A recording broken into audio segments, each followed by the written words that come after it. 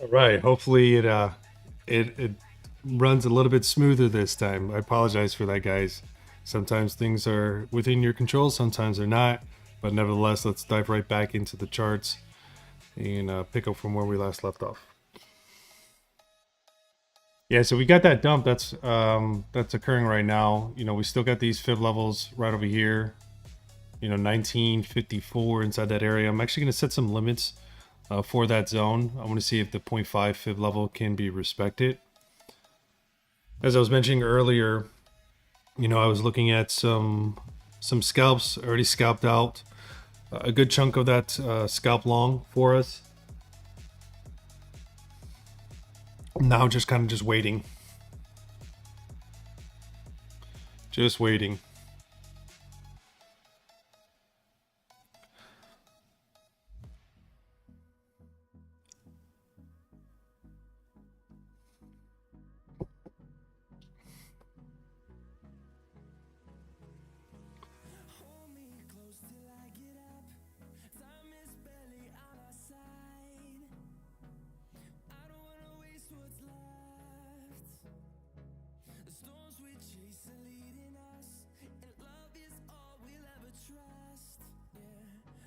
Yeah, BTC should come to 66.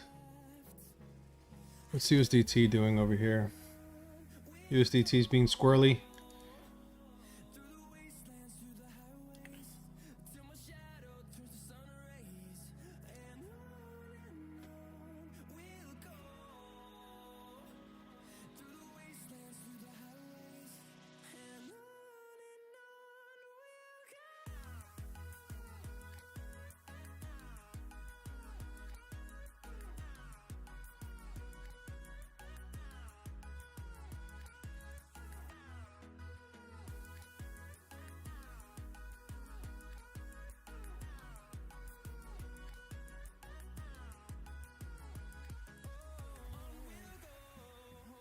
And we had a red dot that printed above. We just need that thing to start curving down. I think it comes soon. I really do. I think it does come soon.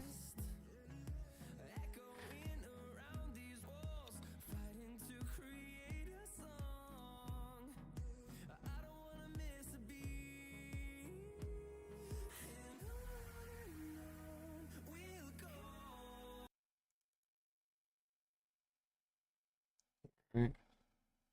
Hold up, my music just stopped? That's crazy.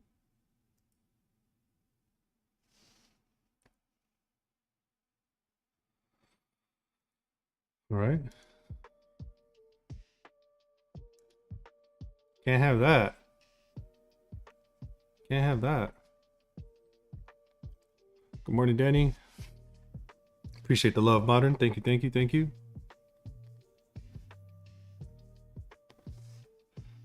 What up, Monkey? Yeah, you got DI negative above. It's kind of risky. Risky, unless that's false.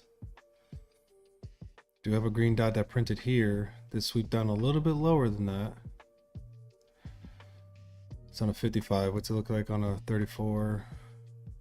Yeah, and then printed a red dot here. So showing us some divergence inside that area. Okay.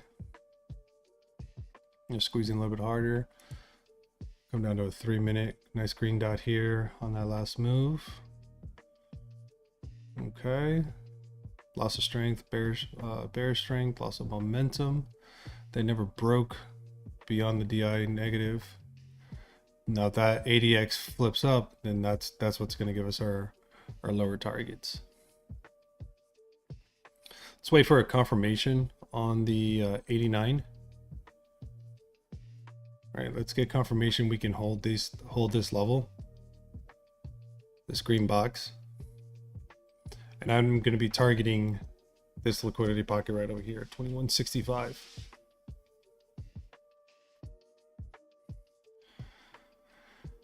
So we got about like another hour and some change. We can actually, let's drill down a little bit lower so we can get a slightly lower time frame, see what we can play with here. I don't need this purple right here. Don't need that. Let's open this up. What was New York? Let's get New York here on the chart. I'll do it from here. Are you New York? You are New York.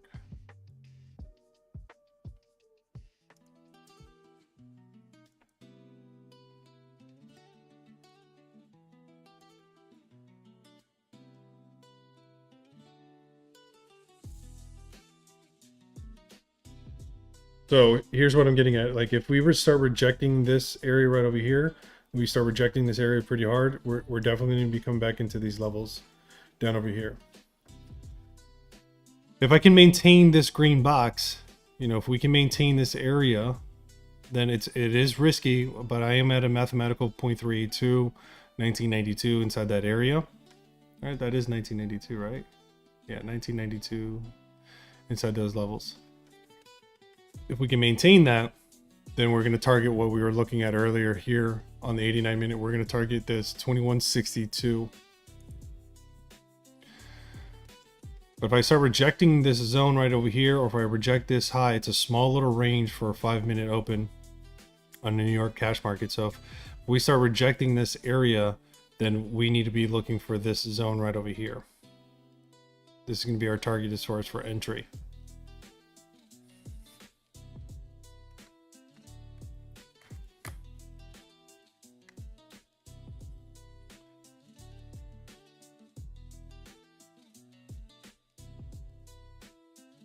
Like I said, I'm just scalping it in and out, in and out, in and out.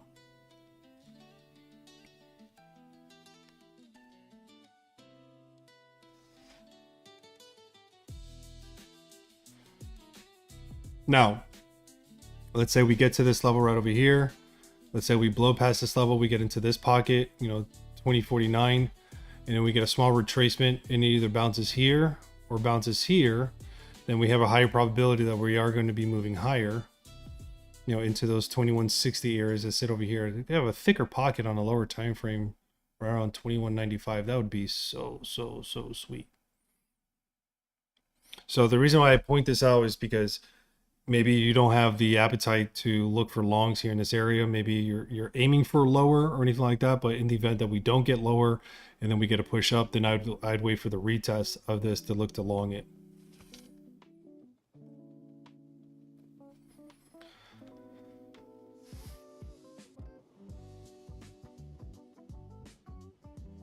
What's up, Sniper? Good morning, brother.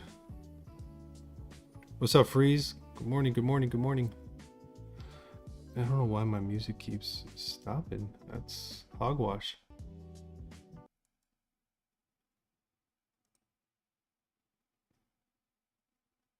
All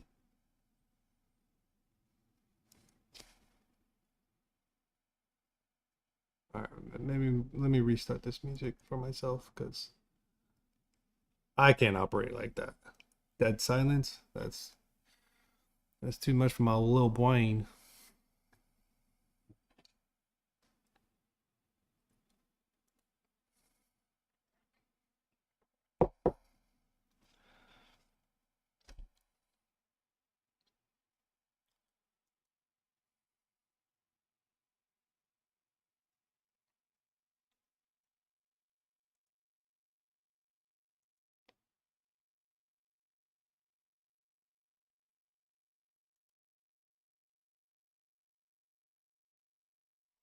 Hmm.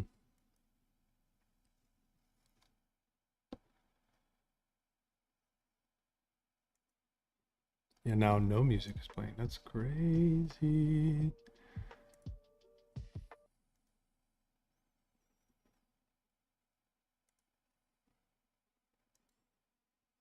Dead silence.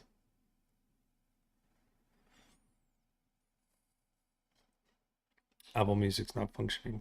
I would use YouTube Music, but there's the ads just absolutely drive me bananas.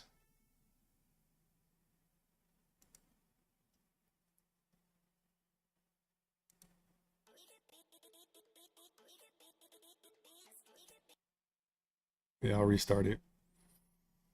Good morning. Was it Hafizan? Hafizan? Good morning. Sorry if I butchered your name. My bad. Good morning. Good morning. Welcome. Welcome. Welcome. The setups. So if anybody's kind of strolling in, curious as to what the setups are, the setups are already posted inside the server. If you look under this, the stream section, it's essentially where I'm running the challenge and doing the stream at the same time. I post inside that forum. In for that daily stream, I'll post the setup. So I already posted the levels that are in there. Those are the levels that I'm looking for it to hold.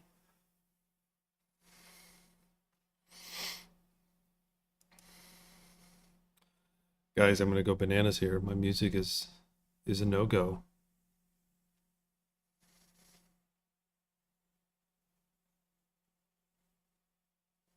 Can't have that. Can't have that.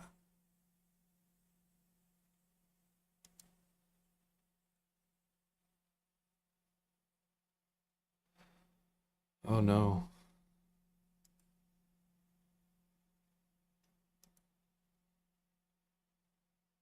Yeah, none of it's going. That's wild.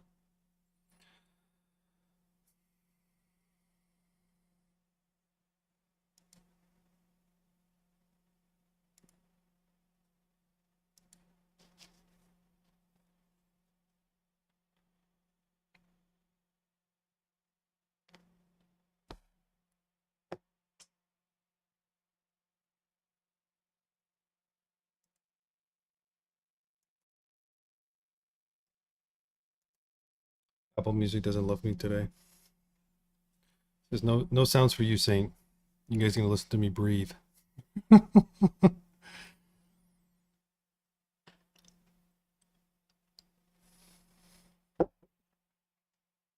all good. It's better than lagging.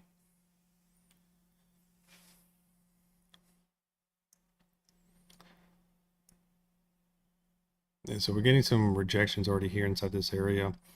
Set of phase 1, 2, 3, 4. Yeah, it's this level right here, right underneath there. That's looking at close underneath to keep that set of phase into a bullish set of phase. Right now, it's trying to defend and stay inside of a bullish set of phase, but just caution to the wind from a lead up phase perspective. We're on a 5 right now, and ideally, we're looking for a 13 to show that the trend is done and exhausted with. We started to print a lead up phase earlier. We actually have a 9 failure that sits right over. We do, but then it cleared it right over here. Okay, never mind. I cleared it right there. So the next session will be 1, 2, 3, 4. I need to double check that real quick. Okay, so the next session is going to be here, which is subsequently right with New York open low. So like I said, if we start rejecting off of this level right over here, I mean, I think that would be a very risky short, in my opinion, because it could always just, give you a fake move and then move to the upside and just take out shorts from this level. But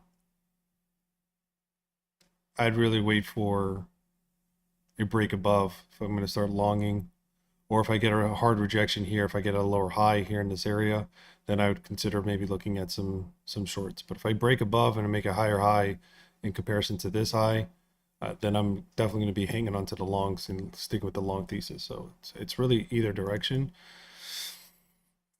I mean, they got a trend that's pretty exhausted on a 34-minute.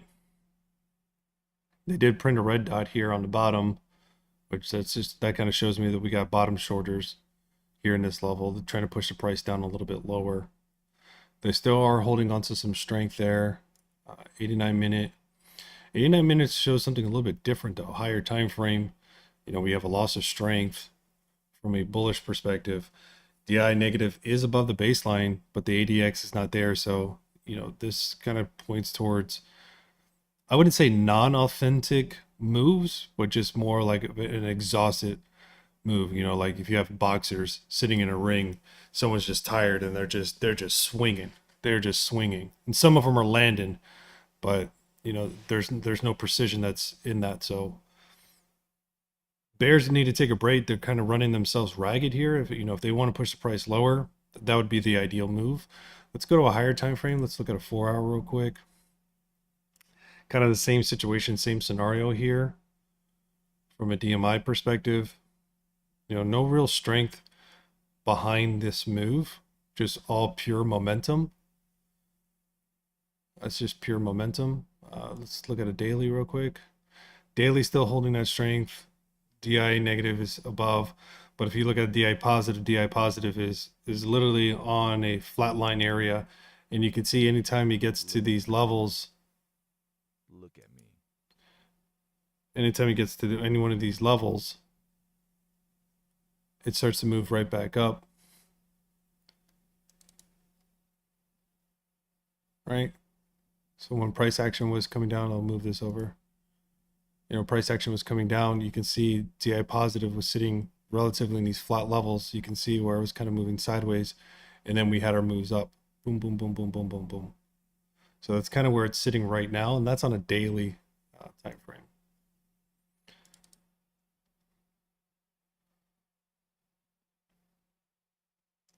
So there's definitely a move coming here for ETH. In my opinion, I think there is a move coming.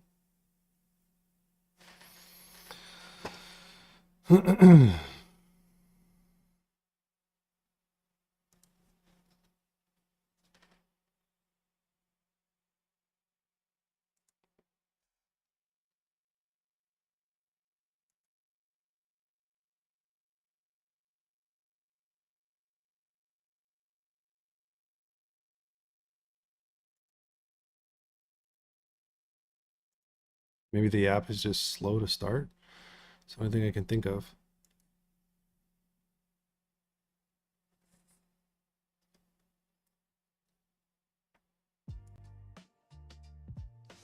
We're still not getting any tunes.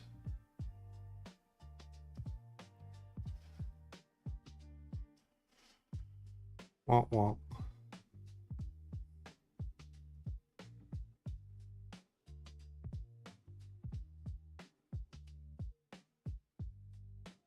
I can see the meters going, so there's music going on in the background.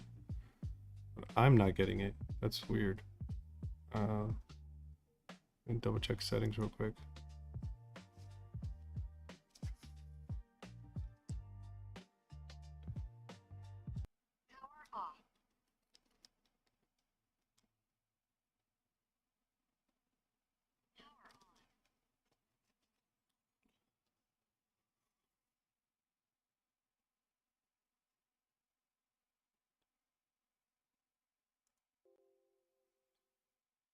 Yeah, so it's not even, the music's not playing through my headset, which is kind of crazy. No, I'm waiting for it to come back.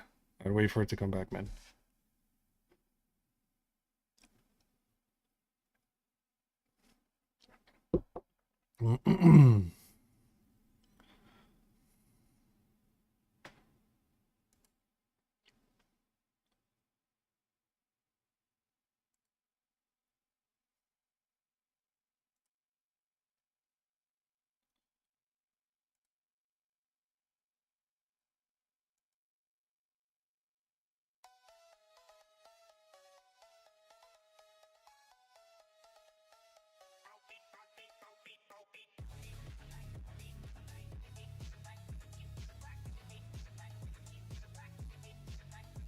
Yeah, I can see music playing, but it's not playing in the background for us.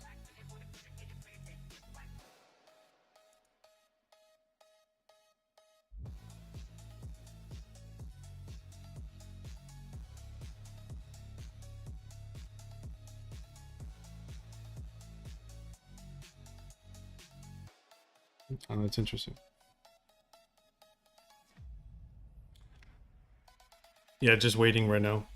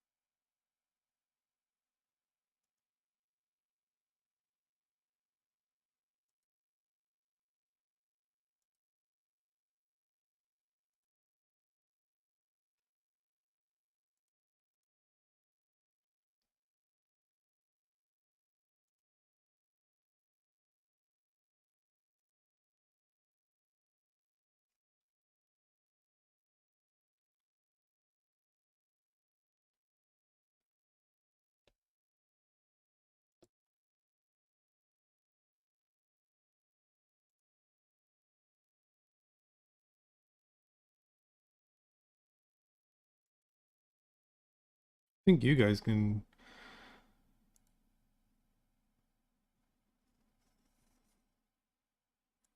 Yeah, it's just not playing out for me.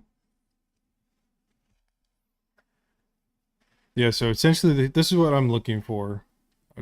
I'll post this inside here, inside these servers, just that way, kind of eliminates questions. Looking for a break above here, into this pocket, and then come back, and then obviously move into these levels. Well, I'll just target here. That's what I'm looking for.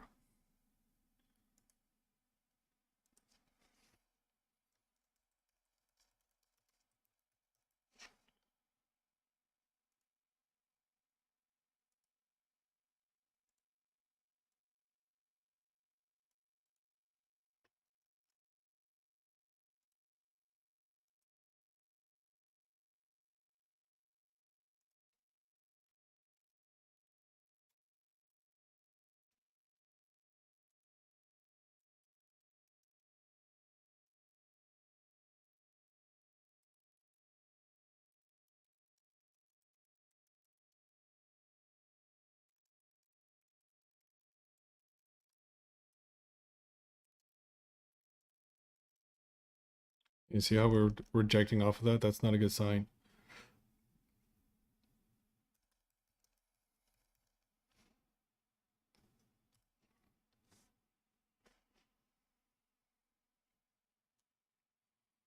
Definitely not a good sign.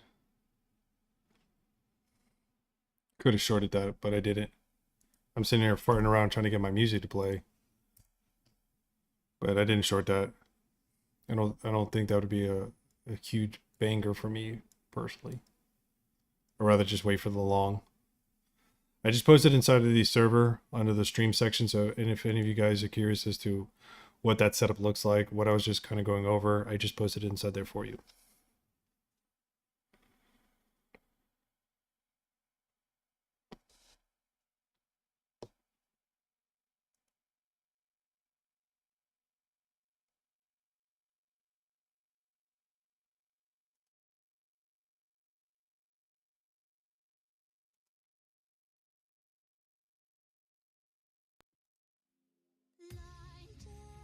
There we go. Finally.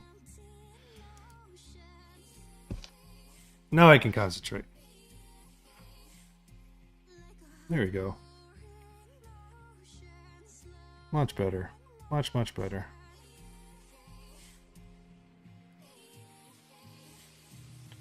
What's up, late night? Good morning, good morning.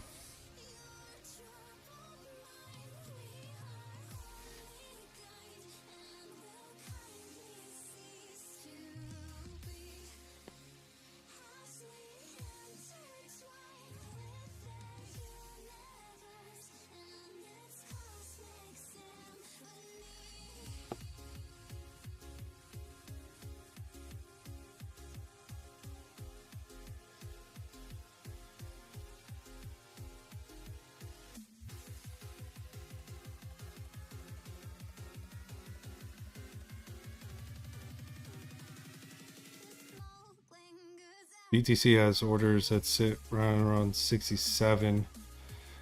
ETH has orders down to 1960, which are right inside this area right over here. I'm looking at some. I'm looking at tape surf right now. I'll share that with you guys. Hold on. Dang it.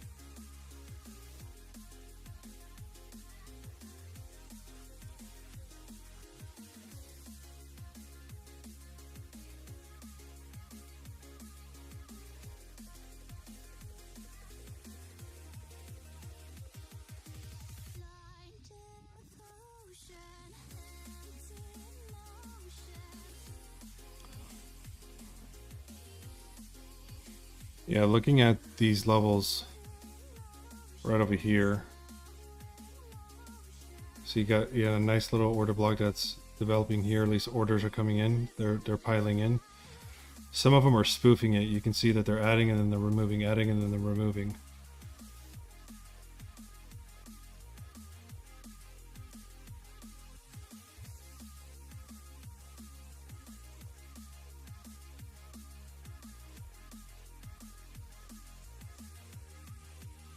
Yeah, this is, a sweep into, that's 2002. Right underneath, that's 1989. And then we have a level here, 2028, 2034.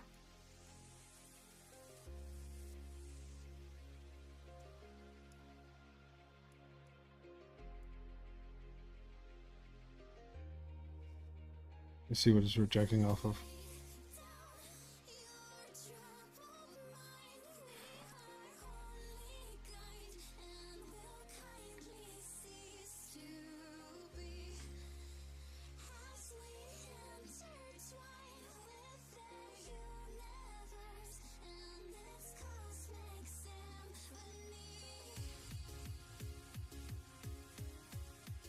Yeah, we got to build into, I mean, like I keep saying, we got to build in the area. It's such a small little range for ETH in this area between, that demand box that we see now and the New York open ranges, New York open low and New York open high, very small little range, little pocket inside that area.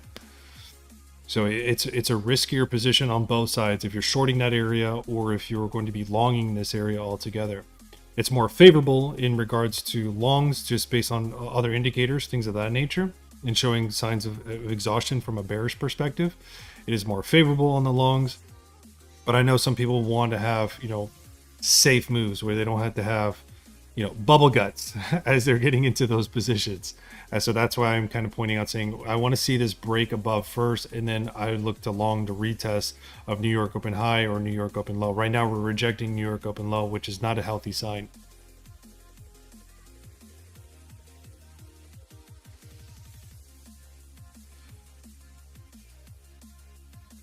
No,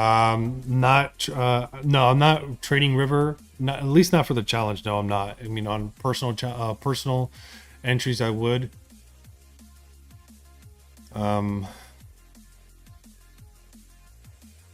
River looks like it wants to move, but really, what I'm kind of waiting for is I'm waiting for this. I'm waiting for a green dot to print on River somewhere inside of these areas.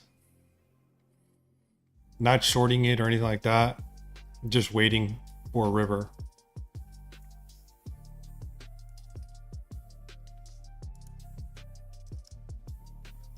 Oh snap, I got a green dot on a daily. Do I have a shaved head? Because if I can get back to that, that would be ideal. A shaved bottom on that? Nope. No, it looks like I missed the boat on that one. It's all good. Well, I got some volatility going on over here, but this thing looks like it's about to snap up.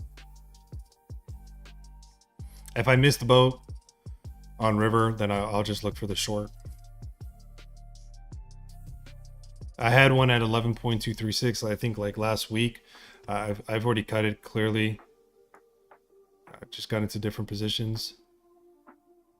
See, I wanted this to come to fruition. I wanted to see this pocket tapped into, which is basically the middle of this order block right over here. So that puts us like right around like 9/8 inside that area. So I'd be targeting that. That's what I was looking for. I'm still gonna wait for it in the event this is a fake move, and this order block, you know, starts holding itself up to, let's say, 22.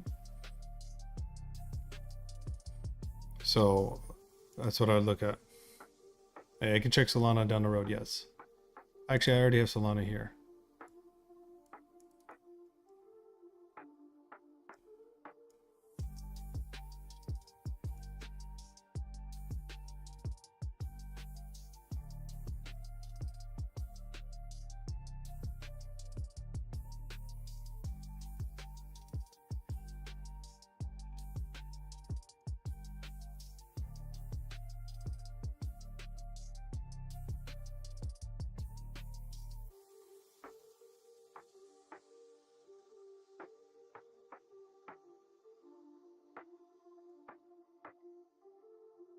Do I have two ACs here? I do, don't I? Where's that other one coming from?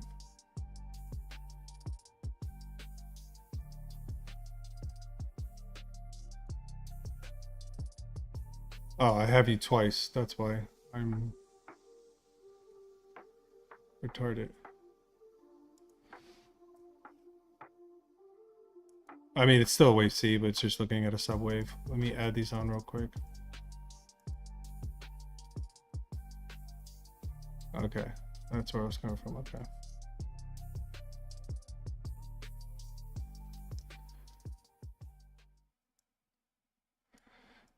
Yeah, I mean, I want to see Solana kind of maintain this area right over here inside this zone. It tapped right into a 1.272 level, which is, you know, ideal for a wave C, ideal for a wave 3. Those are extension levels from a fib level perspective. Now I want to see it get into, you know, 125, 148. I'd say like best case scenario inside that area, and then make its next move back down. I think everything goes lower over time, yes, but right now we're looking at relief rally, you know, across the board. And that's really going to be contingent on what USDT decides to do here, you know, in the weeks to come. If USDT can get to, you know, 6.5 or maybe even 5.918 inside of that area, you know, we'll have a good relief rally, and then this thing will start bottoming out, and then it's going to go for its all-time high, and that's going to put us, you know, towards our true bottom for a bear market. You know, I'm using air quotes here, bear market for across the board, whether that be BTC and ETH. You know, I got BTC targeting somewhere around like 44K by the time we get there. And all this that I'm looking at as far as reaching our final bottom will probably be sometime in the month of September through October.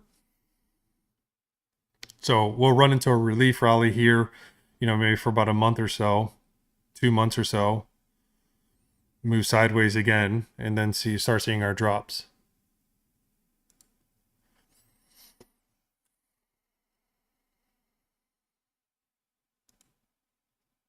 I'll get it. The music plays and then it stops.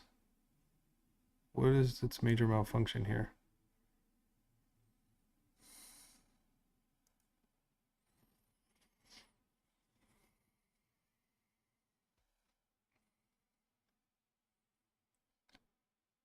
Yeah. I see we're rejecting that again for ETH.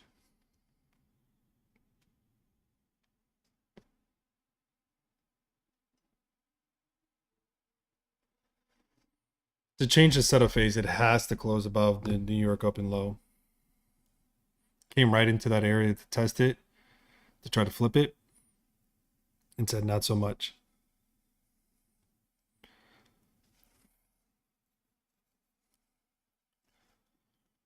And see, it's trying to climb right above it. That's why you see this 2 flashing there.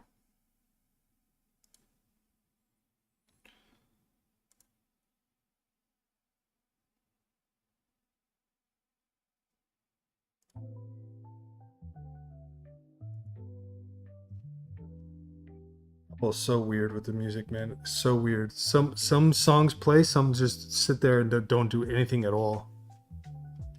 Oh my gosh. Anyways, more coffee. That's a sign for more coffee.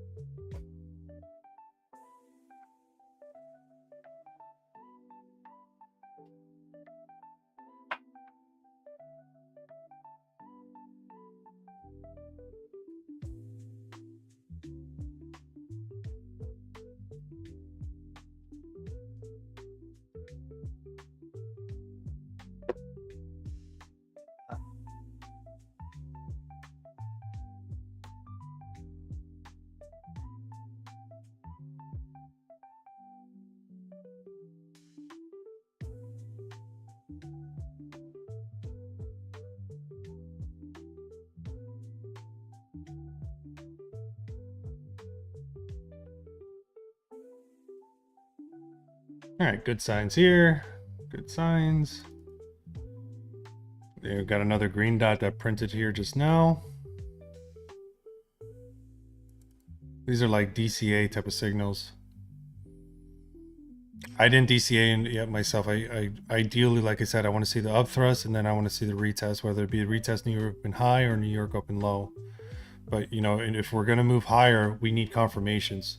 Right? All of this that we're seeing right now could very well just be bearish retest. That's why I don't want to look to long, especially here. If I was gonna long, which I do have a long that sits right inside this area, inside of this demand box. That's kind of what I was pointing out to you guys not too long ago. Like this box would need to maintain itself if it's going to move higher. But if we lose this box, this is going to be the next target. This is going to be the next zone.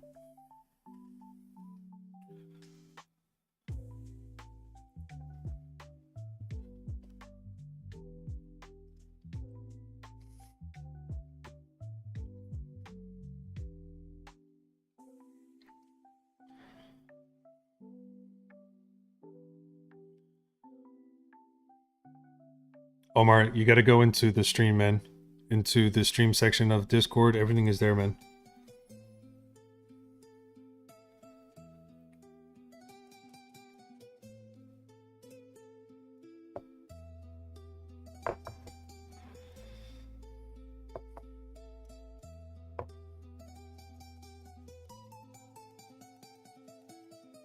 You know what? Here, I'm just going to do this for you guys because this is becoming a little absurd sometimes.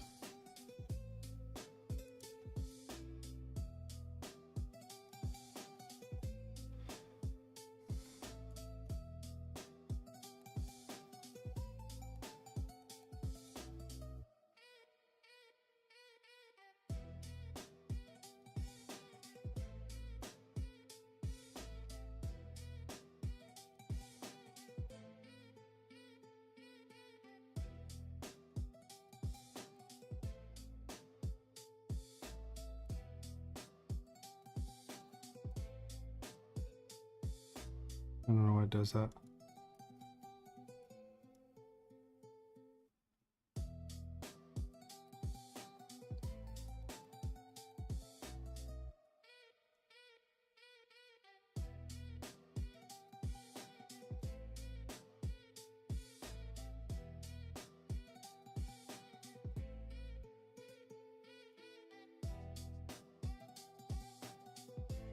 I don't know why that appears so small. I don't know why OBS is doing that, but bear with me. So right here inside the stream section, right, I'll actually open up all channels so it's easier for you guys to see. If you scroll down here where the market room is at, you come here to live streams. This is where I'm posting all the streams for the day, and then all the setups are going to be inside of here. Everything's going to be right inside here. And if you missed the stream, if you missed, you know, what we were talking about, you can just go back to the previous day and you can see what those setups were looking like all inside that area. So just doing my absolute best to kind of keep it organized for you guys as we go through these streams. One, like I said, to keep it organized, but at the same time, keep it limited to where I'm constantly answering the same question. You know, any longs yet? Are there any challenge plays yet? So forth and so on. It's literally all there for you guys.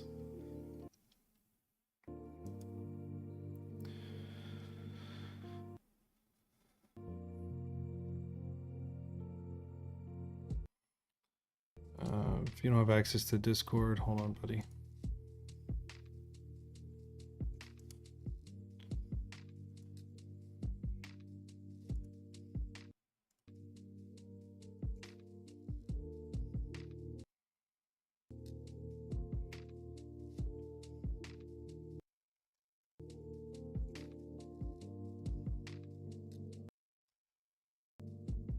There. And I pinned it to the top there for you.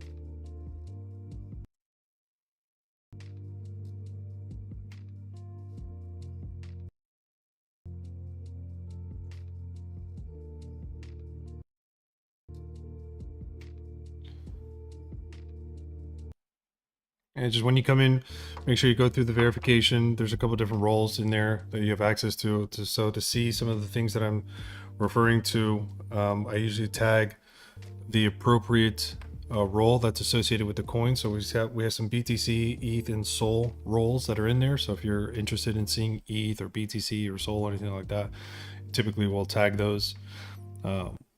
Macro views, high time frame views, those are all going to be posted under the alpha alerts. That's what goes into my corner. Streams also be tagging alpha alerts, things like that.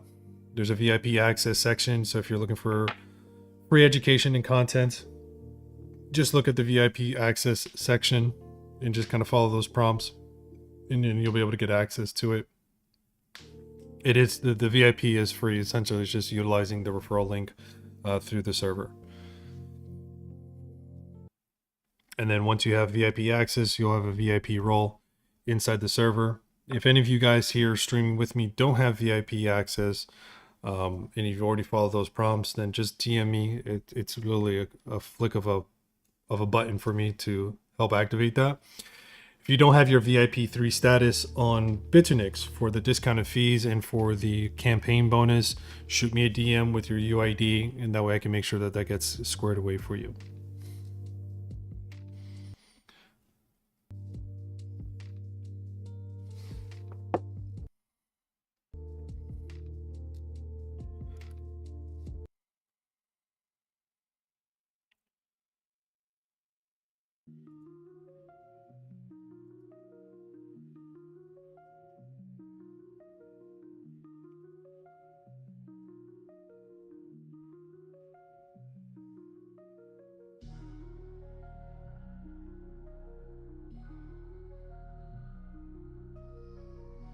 We have several different moderators inside the group as well, too, guys. So always feel free to post your questions literally anywhere. There's a group of us that are inside of the Citadel that could assist you. So in the event that I'm AFK or I'm doing behind the scenes stuff for the server and I just don't get to it in a timely fashion, trust there are other individuals inside of our server that could assist you with that.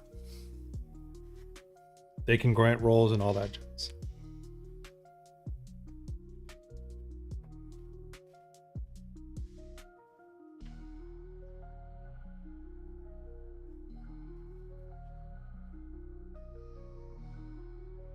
All right, come on, ETH. Time to make a decision here.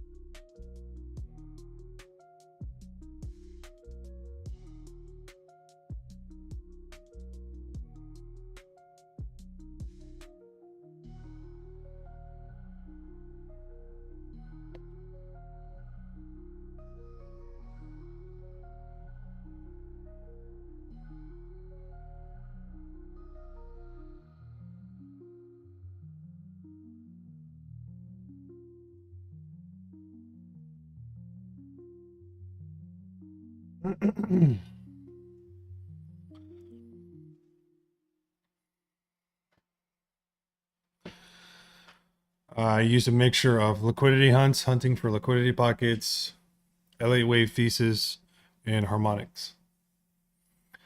So for price action, I utilize liquidity and I utilize TD9 sequential. There's a mixture of candle analysis inside of there. That's why you see the heat map.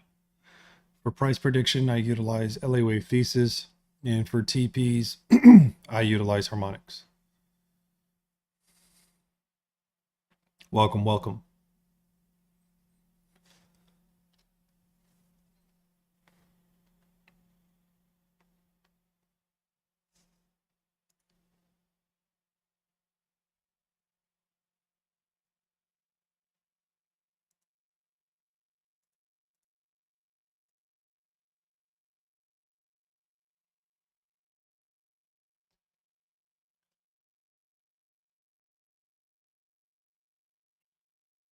This music is bugging. It's on a level of annoyance. It'll go and then it'll stop on a new song. Then it'll start on a new song. It's crazy. So printing a 2 on this setup phase right now. Let's go 4 back. Let's see what retest areas we can go. So let's assume the next session. So we'll go 1, 2, 3, and then 4. So really this area, it's very similar to this area. So this area is going to be kind of key here. It's just underneath that New York open low. But ideally, you'd want to see this session close above here and the next session close above right over here. So, you know, splitting hairs as far as the area that it needs to close. So a lot of work here in the next roughly like 45 minutes we need to see occur if ETH is going to move up. If we get that move up and we can maintain these areas right over here, then I'm looking for that retest. If you want to feel a little bit degenerate and a little bit of a riskier trade, you can look to start longing, you know, whatever retrace we get back down into this area, inside this candle right over here, down into this box. But just keep your stop loss tight because, again, we have a nice hot pocket that sits right inside of this zone, which is 1961. And when we were looking at order blocks on TapeSurf not too long ago, hold on, let me open that up for you guys.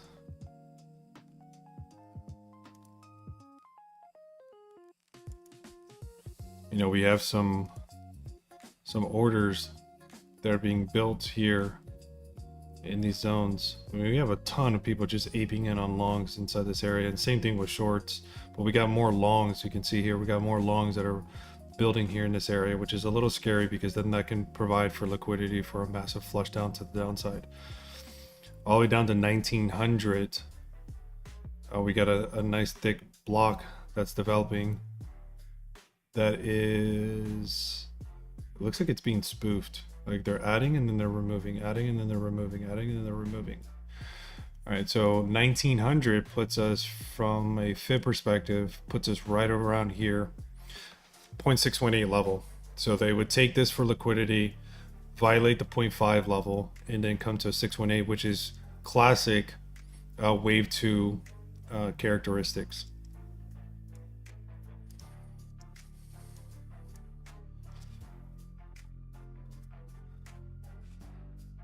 This would be ideal for me personally. This would be ideal, but you know, what if I don't get that area? What if, you know, we get to move up? I don't want to miss the boat. So this is why I'm explaining to you guys what I would be looking for inside of this area. But just utilizing, you know, TapeSurf, looking at some order blocks, things of the nature, we can see where those are starting to develop. Geez, there's a big one here at 1800, which is right around that 0.88. How much is there? 45. Wow. 54, 1750. They beepy. They're targeting right over here. Wow. Wow, wow, wow. Wow, even more at 1650. 1550. How much is that there? 95. And how much is here? 1500 flat, 110,000. Jeez. 1450 has even more. Yeah, that's the bottom of that. So we got to pay attention to all these different levels.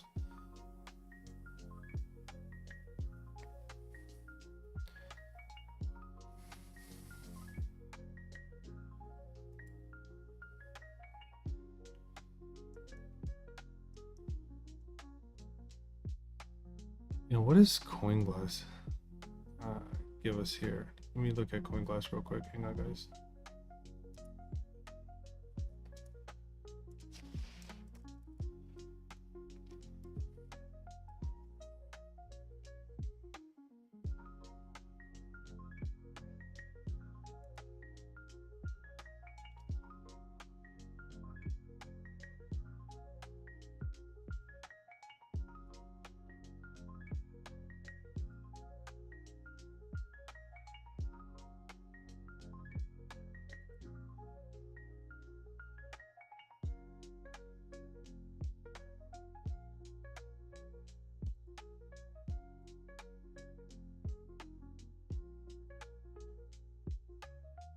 Coinglass is taking forever in a day to load.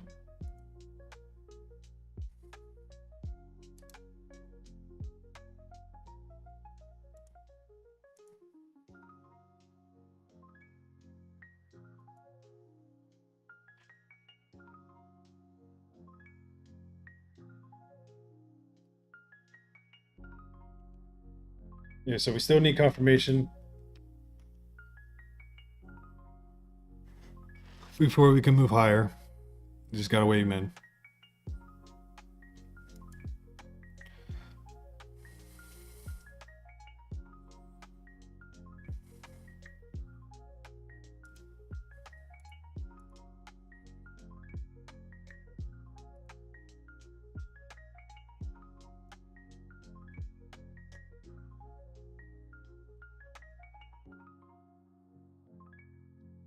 Projections I don't like. I think there's an order block that sits right over here. I think there's one that developed right there. Oh no, was that on a 3 minute that I saw it? Yeah, it's 3 minute area. 2049.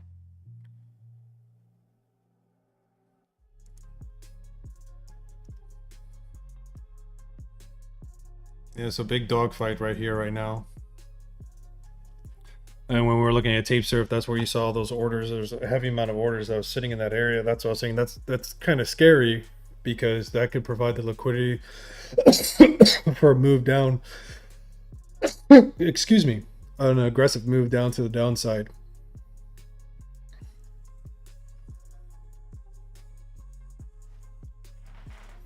I have my short from yesterday. It wasn't part of the challenge, but I am utilizing as a hedge to help me build. Just as an FYI.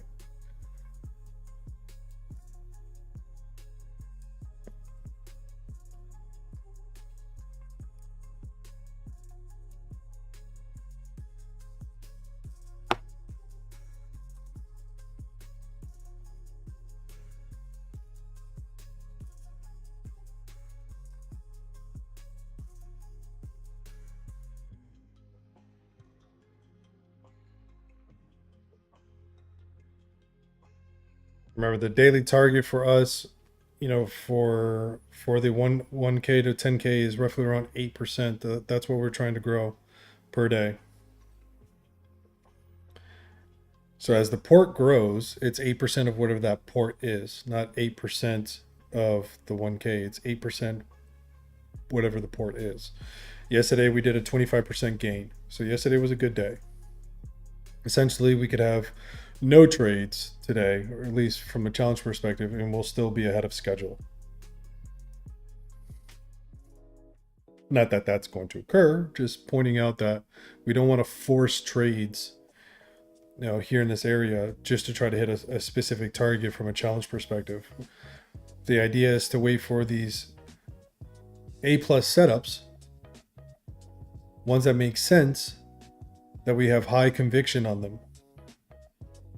And if waiting is part of it, waiting is part of it.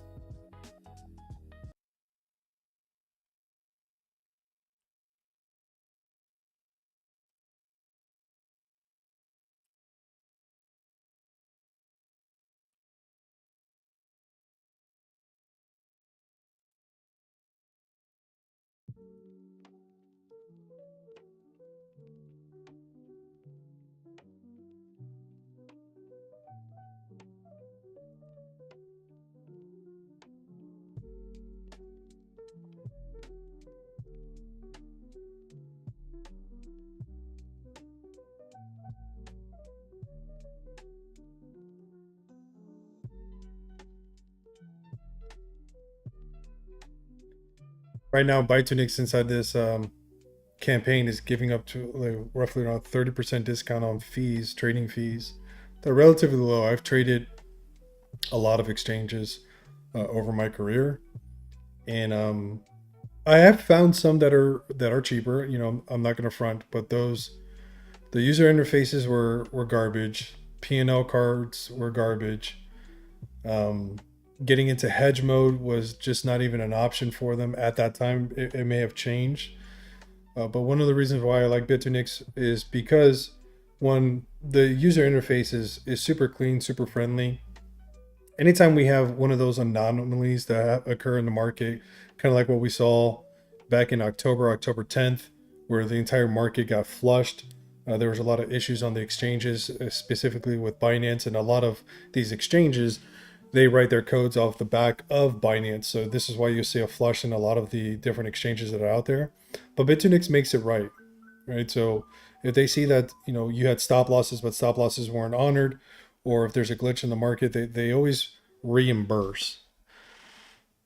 So that's one thing that I do like about them is that they keep things on the up and up to make sure that they service their customers.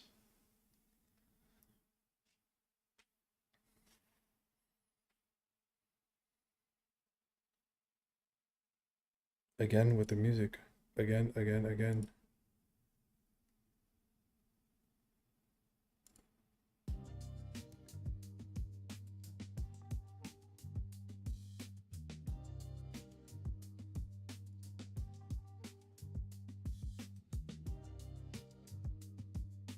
All right, back above New York open low.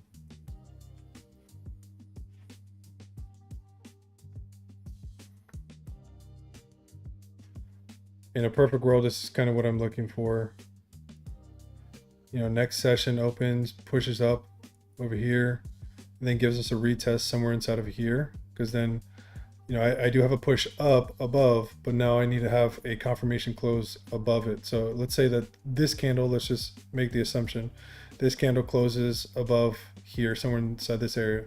Then the next candle that opens, you want to see that it still closes above, but you're probably going to get some wicks that either come down to this level, or if it wants to tap here again and then pull right back up. So, in a perfect world, I'd look for something like that, and then we move higher. I want to target this order block that sits right over here, flip that into liquidity. So push right above it, bounce off of it, and then target this pocket right over here. Well, we'll just say that. Oh, stop. You get the idea. That's really what we're looking for. At least that's what I'm looking for. But there's a big dogfight right over here. You got shorts that are aping in here. You also have longs that are aping in right here. It's just going to be a battle of who's actually going to be stronger in that regard. Trend-wise, DI negative is falling beneath the baseline. We do have some curvature to the ADX. From a wave trend perspective, we are printing some green dots here in this area. From an index imbalance perspective, that trend is showing at 100%, which is relatively saying we're exhausted, we're tired, we need to take a break. So I believe that this trend, at least on this time frame, needs to take a small little pause and give us relief. And at that point, if we can get relief, now it's really going to be up to the bulls and buyers to actually start rallying to play stronger defense. That's really where all buyers and bulls are at ultimately in this market is they're playing defense right now. They're not on offensive. What's up, boy? How you doing, man? Welcome back. Good morning.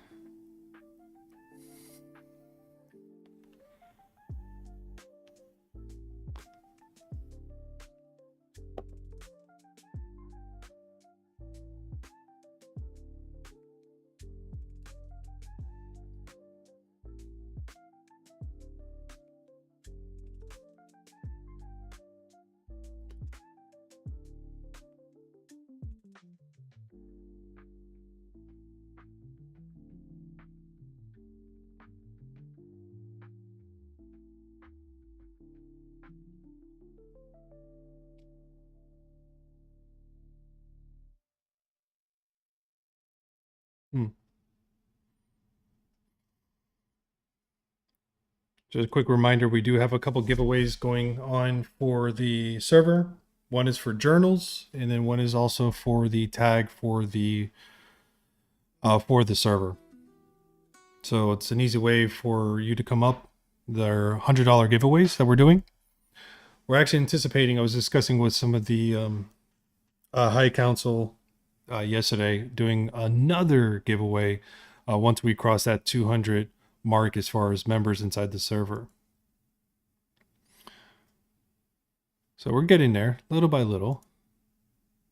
I think we're giving some decent content for you guys. There's good education that's in there, and overall good culture, right?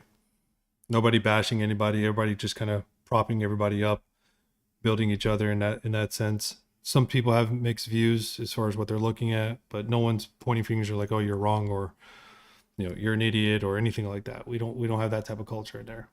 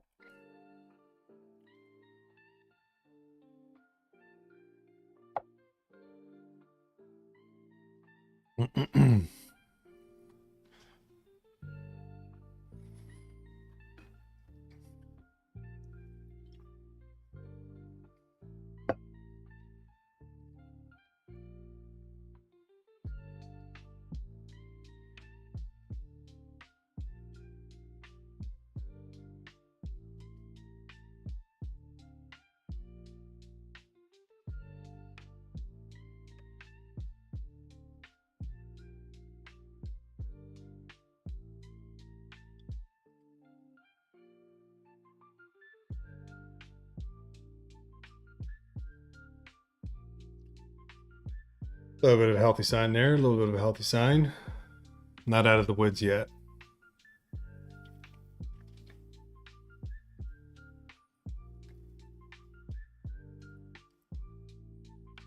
Right, and this can take both sides. You got bottom shorters that are trying to step in right now, trying to push the price, flush it down to the 1800s, or in some, bear maxi scenarios, they're trying to push the price down to 1500s from this level.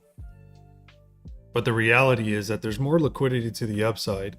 And I'm not talking about all-time highs or anything like that. I'm just saying that there's more liquidity that sits at, 2800s, 2900s, 2600s inside of those levels, that we could collect that, and then we can make our move back down. The deeper that we go here, let's just make the assumption to say, okay, well, ETH just completely loses its stuff and drops all the way down to 1500. Let's just say it makes a new low. Well, the deeper we go, the higher we're going to go at the end of the day. So if you are bearish and you want lower levels, you kind of want to see a small relief rally. One, it gives you a better opportunity to get into a better short, but it also provides the liquidity that we can target, so that way we can move our way back down. So right now we need orders to start building here inside of this area. This flash dump that we had was just last week. So you have individuals that are still sidelined, still hesitant, still not entering, things of that nature. So you need to start building a little bit more liquidity pockets here inside of this area. Let long orders develop themselves, then move up, and then come back down to collect all of those. Very similar to what we saw at 2623. There was a good amount that were built up in that area, even down to 2700s, and we can see that we had a massive dump, literally from 2600 levels all the way down to the 1700 levels.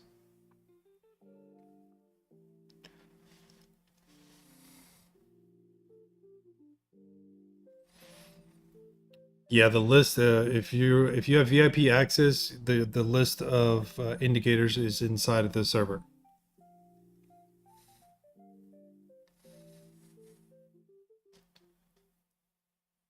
And then there's tutorial videos that come with that, so you can see them.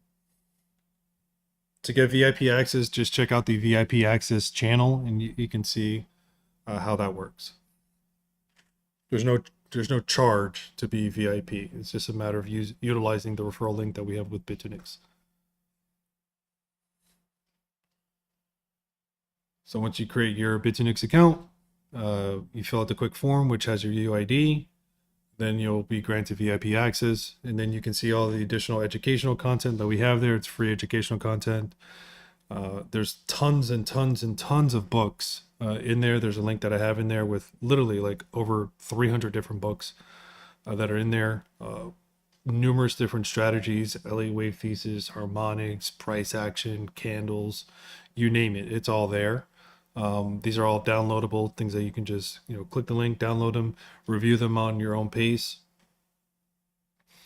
And then you'll see the tutorial. So you'll see, how I use these indicators in those strategies.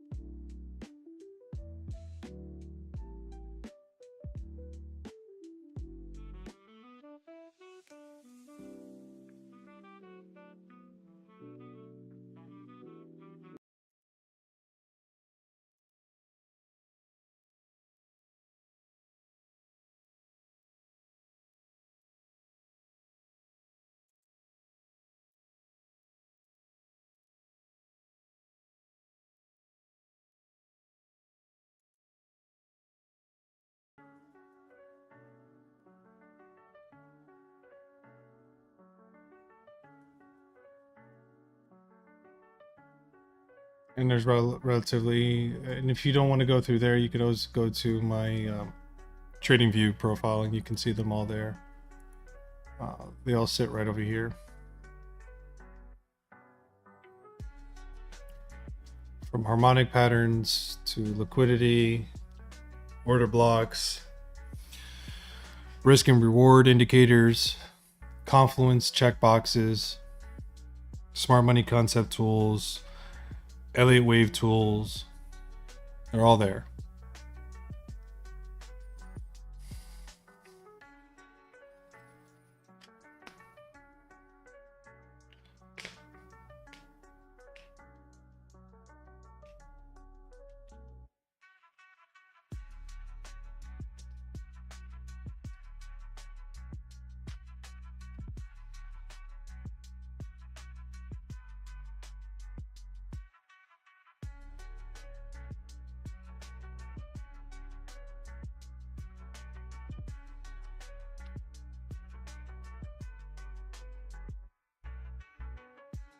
We do offer private mentorship inside the server as well too, where we hold private classes 3 times a week.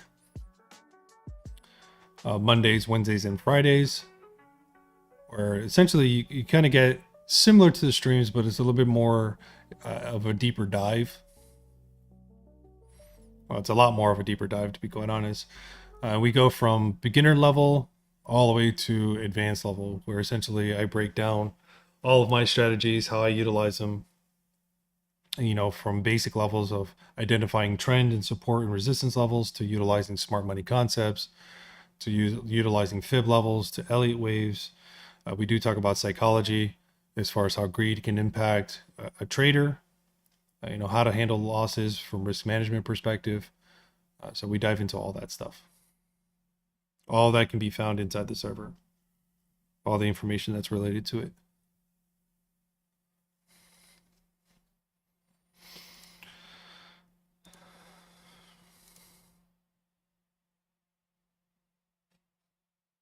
Something's going on with Apple, bro. I swear.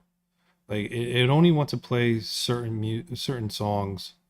It's frustrating, to be quite honest.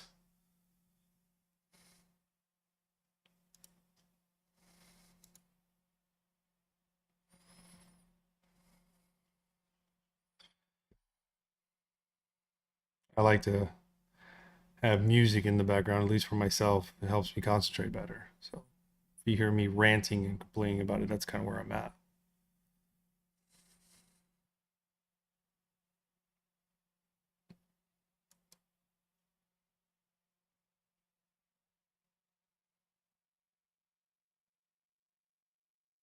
And now they're giving us an error. That's not going to play. Fantastic.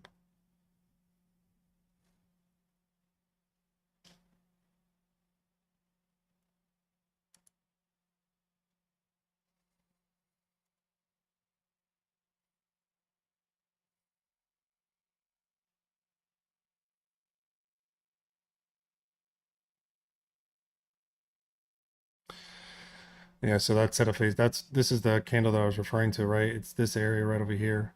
So it needs to close above here. That's what I was mentioning before, saying, this is a riskier area, riskier play to start longing inside this zone because we don't know if we get a flush down into this order block, into this area. We just don't know. All signs point towards exhaustion from a bearish perspective, and we're just kind of building inside this area, but nevertheless, it's still risky, in my opinion. But I mean, to each its own. Some people are going to take the play, take the stab. My entry is a little bit lower than that. I was longing the 0.382 level. This was posted inside the server. It was actually the very first post that I had posted inside there in regards to this stream.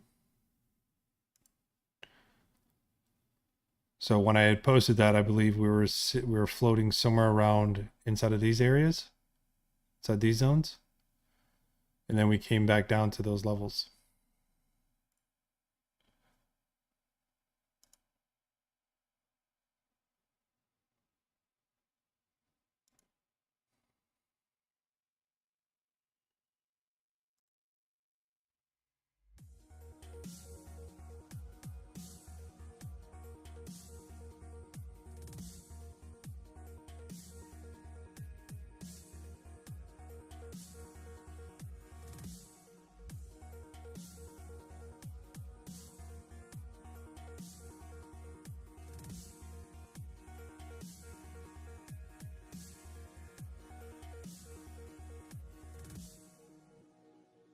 I can't believe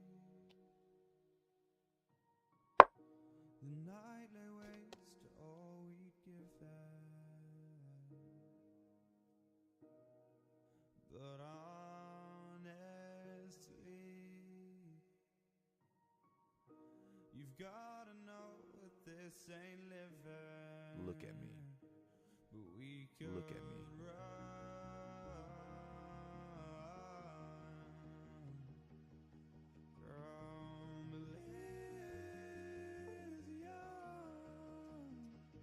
And let it burn, let it burn.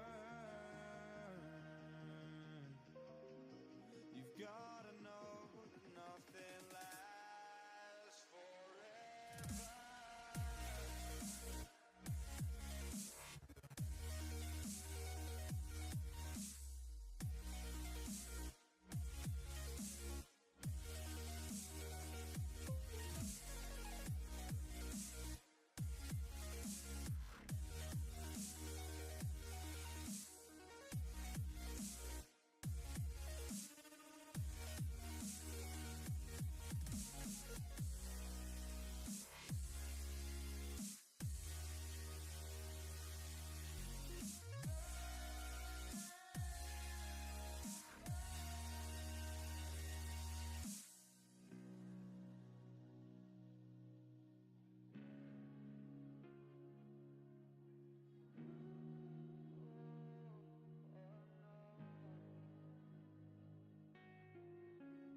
I can't believe myself. I never thought that this would be our end, but it's nothing new. And my lover's honesty, I could push it back down if I have to. If you want me to, 'cause we can run,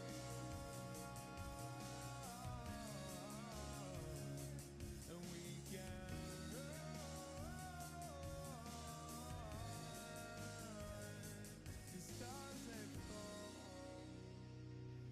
So tell me now, what's left to lose if we run?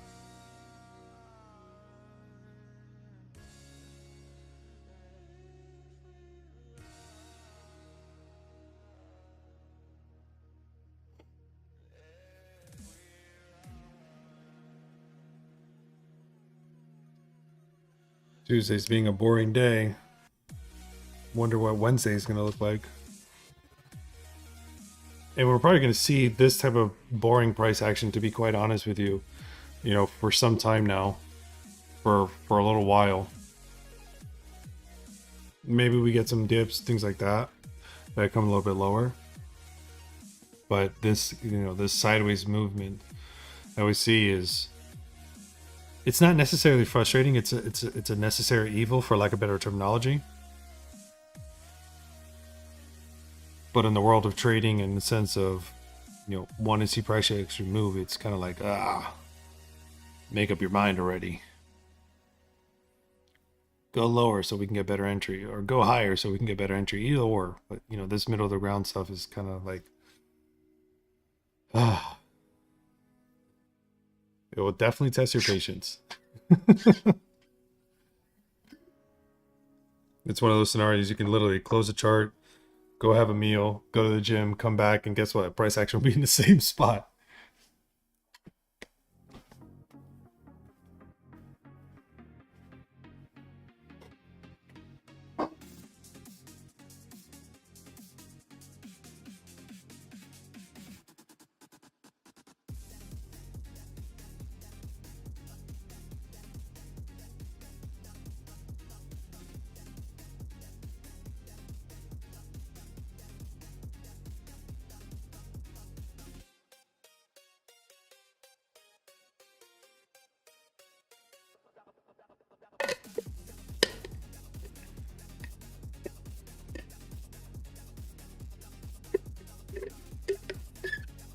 I'll be with you guys till about 1:30 today, just as an FYI.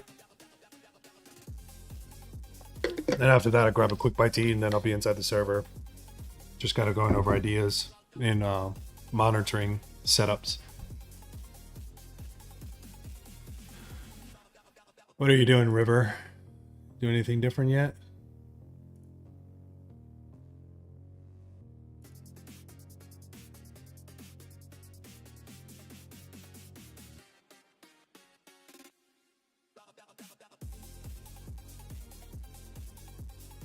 I mean, it does have a scallop though. That's kind of decent.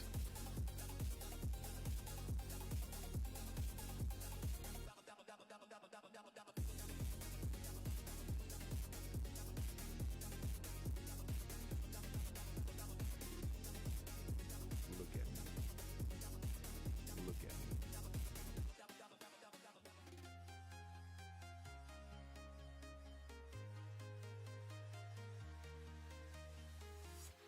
I'm walking alone, the streets are empty. The only thing I can see is my own silhouette. I'm getting stronger, step by step. Can't get anything out of that, really. But there's no time for regrets. I've been flying from town to town, from London to Taiwan. I've been Yeah, I think that still plays into what I was looking at on a daily. Yeah, I need to come down a little bit lower here. I mean, I could use this. I could.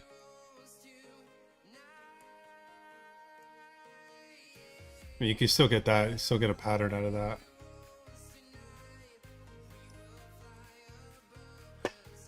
I just think that it has a potential going down to those levels.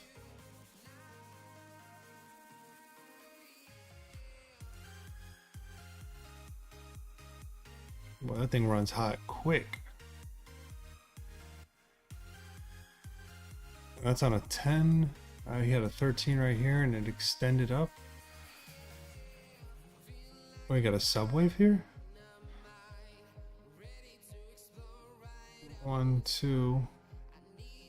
Oh man, that's gonna be a big 3 if that's a subwave. 1, 2, 3. Yeah, that's it. That'll be pretty huge. Let's see where that goes to.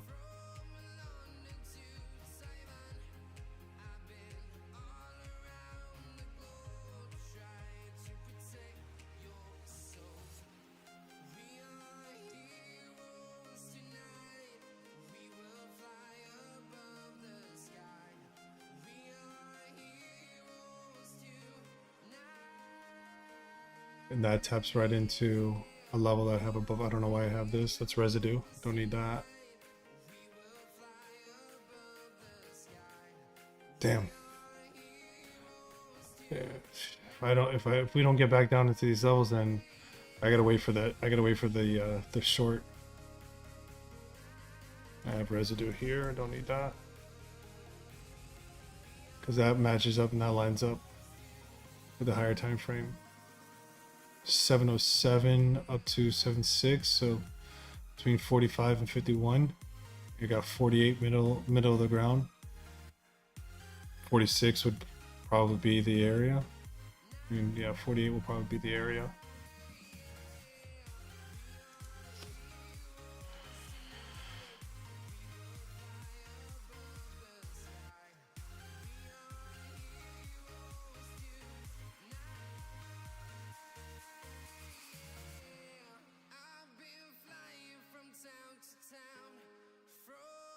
See, this is, I mean, for me, like, sequential wise, like, part of the reasons why I was targeting this area is because, you know, from a sequential count, I have a 5 that printed as the lowest. I mean, I got an 8 and a 9 that are lower, but essentially, I have a 9 failure imbalance inside this area. So, most likely, River's going to squeeze the life out of his shorts here inside this area. And then you'll get that deep retrace. This would have been a healthier move. That would have been a little bit more sustainable. But that bad boy, when it gets into this area, let's look at ETH. What is ETH doing? Rejecting New York open high. USDT, just go into the toilet, please. That's where you belong. All right, cool. So if I get this break above here and set this level, I want to see a close above it first. Then the next candle, the next session is going to be a confirmation candle. So we have roughly around 44 minutes from a 34-minute perspective. I am going to take a look at 89-minute. 3 minutes still developing on that. Do have a bullish engulfing that's developing there, which is ideal.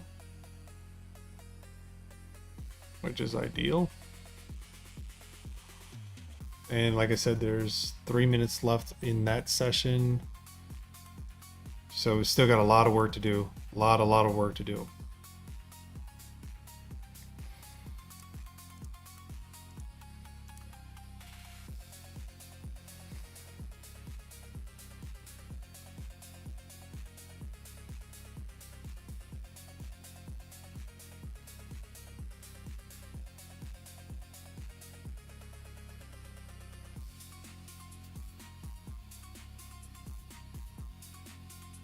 I've already taken enough TP on my long, my scalp long for that.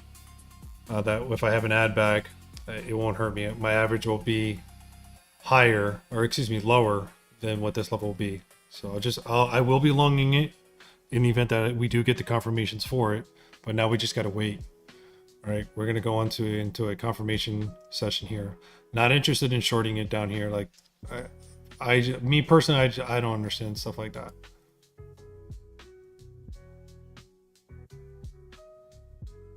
Outside of just, you know, throwing money at it and saying, yeah, it's going to go down. You know, so you'll see some whales. If you go to Hyperbot, we'll probably see some shorts opening here at this level inside this area. We had a massive whale, had a $125 million position on ETH. I believe his entry was 2080. I haven't checked back on him yet today, but his liquidation was like 1300. And then there was another whale with roughly a $60 million short. I forgot where their liquidation was at. Actually, I posted inside of the war room yesterday. Let me see if I can find that.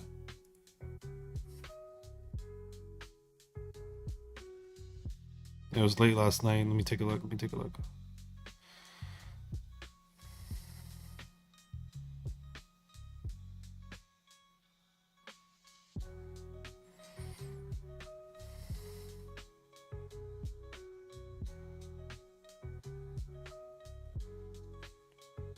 All right, so this guy, $68 million. No, excuse me, $34 million. He had a $68 million portfolio. $34 million short. Liquidation, 3690. Yeah. So you got two big whales opposing directions. Both have healthy liquidation levels.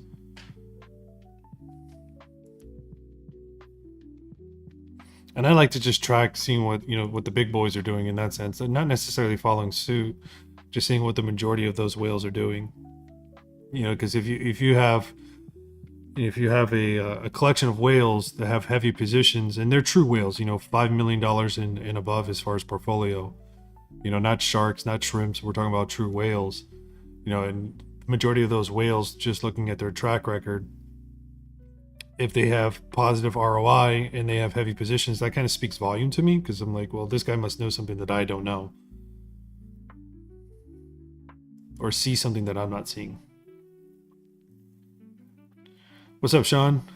Good morning, brother. God bless you. God bless you. Nice 1 minute candle. Yeah.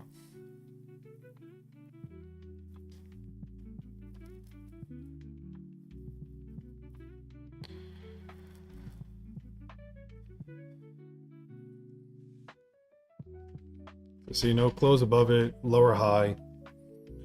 That's why I took a little bit of TP off of my long. My long can run back into entry. I'm fine. We did about 160 on that long.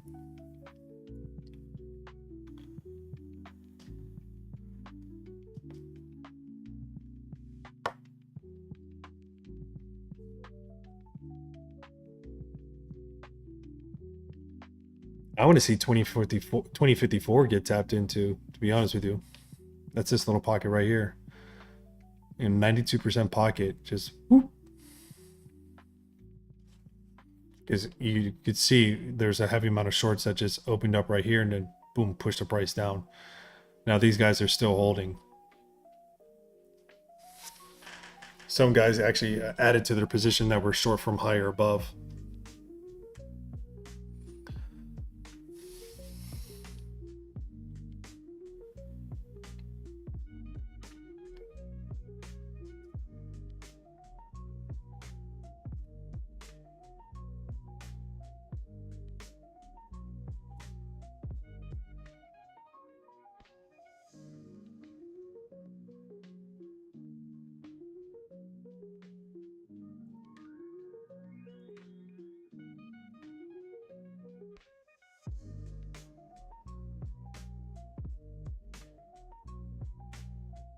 All these orders that are coming in now. Shorts at 2000, what is that, 2085? Small amounts, but they're piling on over there. We got a nice little cluster that sits here, but we can see that there's more orders that are consistently building inside this area. Big battle for 2027 area. That's currently what we're seeing right now. Shorts are trying to step in.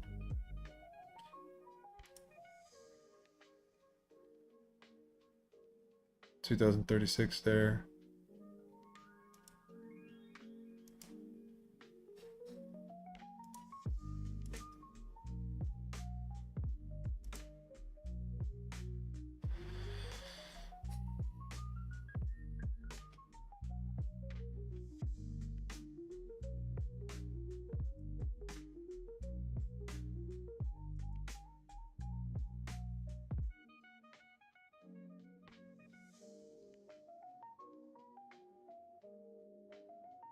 Big defense in that area.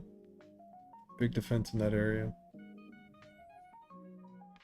Saying yesterday, defense is what wins championships, right? So, oh wow, that just flipped that. That puts us down to 2010. Not a good look. They just took that area. They're losing that fight, boys. They are losing that fight.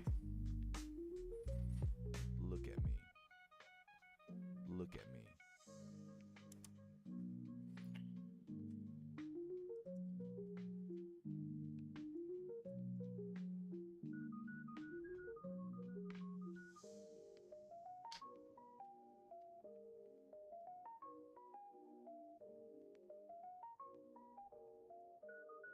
You know, getting right underneath. So all this, all of this, what this says to us is just bearish retest right now. Didn't short it, you know, didn't short it. I had no interest in shorting that.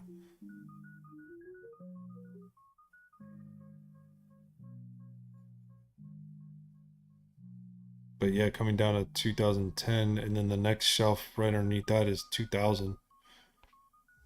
Right inside this area right over here.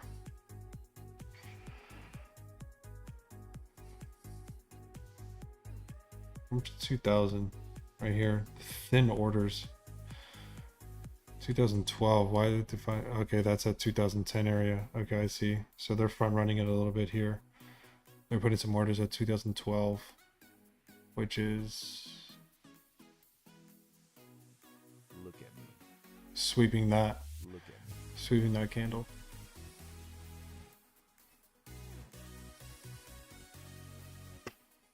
Time will tell. Time will tell.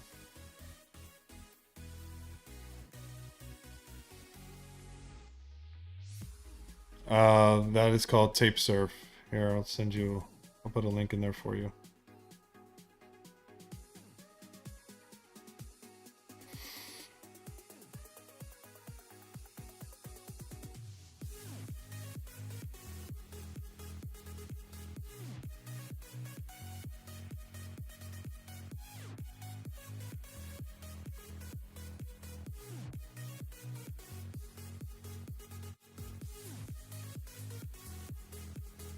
You're welcome.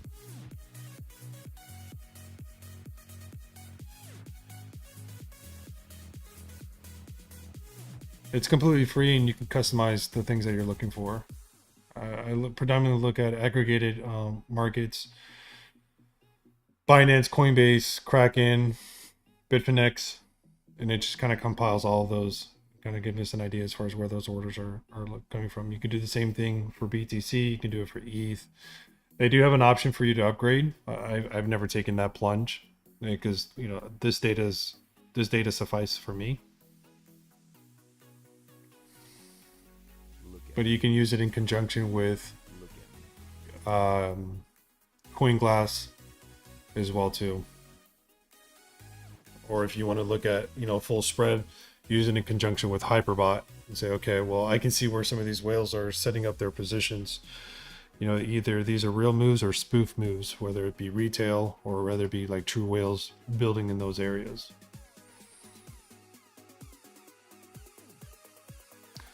I mean, it's a start. If we, you know, it's a start. It did close above the New York Open low. It's relatively weak. So like once you're inside of this little range, like that's like a no trade zone. It's one or the other.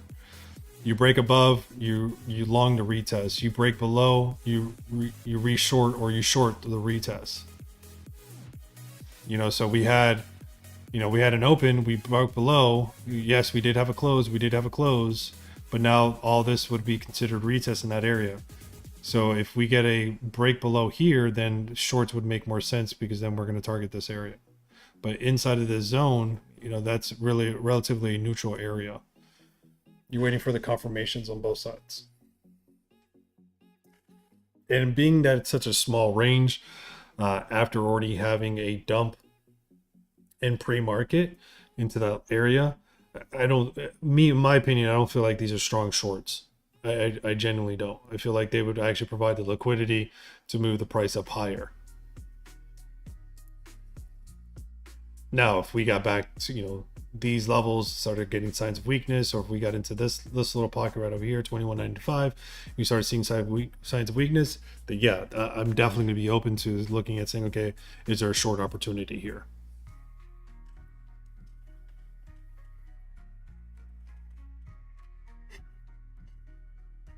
Oh, excuse me.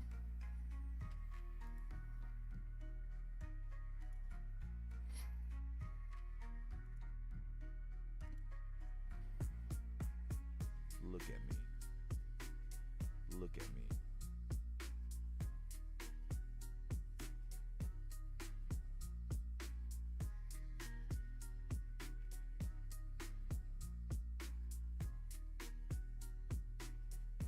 Look at me. Look at me.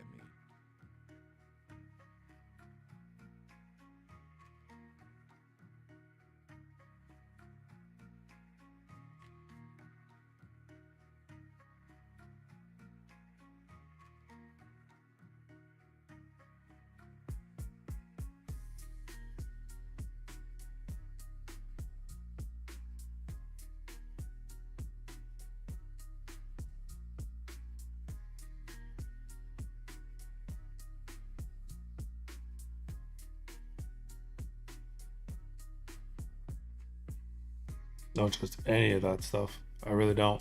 I don't trust any of that stuff. Just neutral territory. Neutral territory.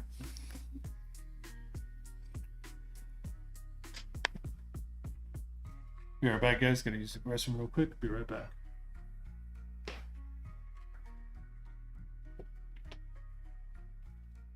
Look at me. Look at me.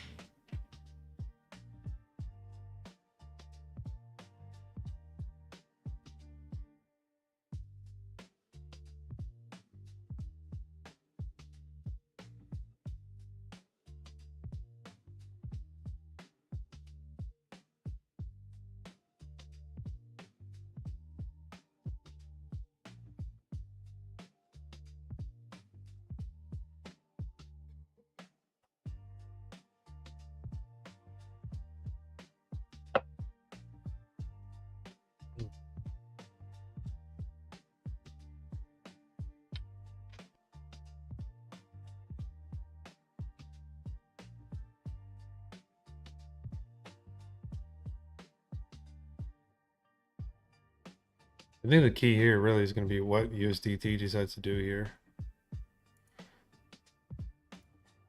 Take a volume. Volume is annoying on USDT.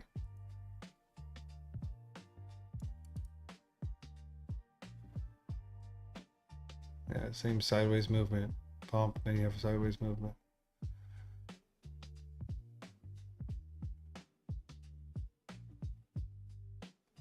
It needs to have a push down to the downside, 34. Come back and retest this right over here. 7.512. What is that on the daily?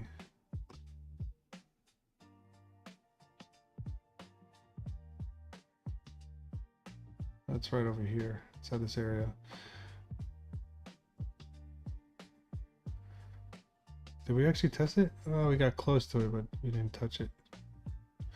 I wanted to see if I know I have some shaved bottoms on there. And I believe it was on a 377.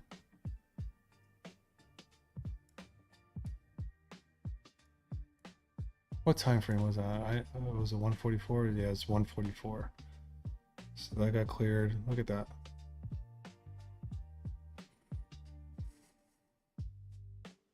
Move into these levels and we will be good. We will be good.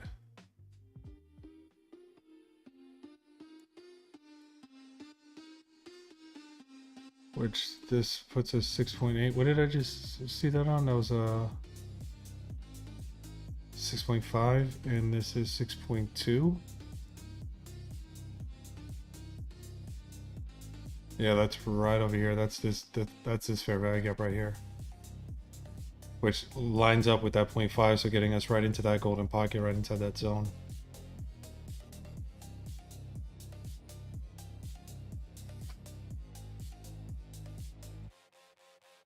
That'll give us short-term relief right there.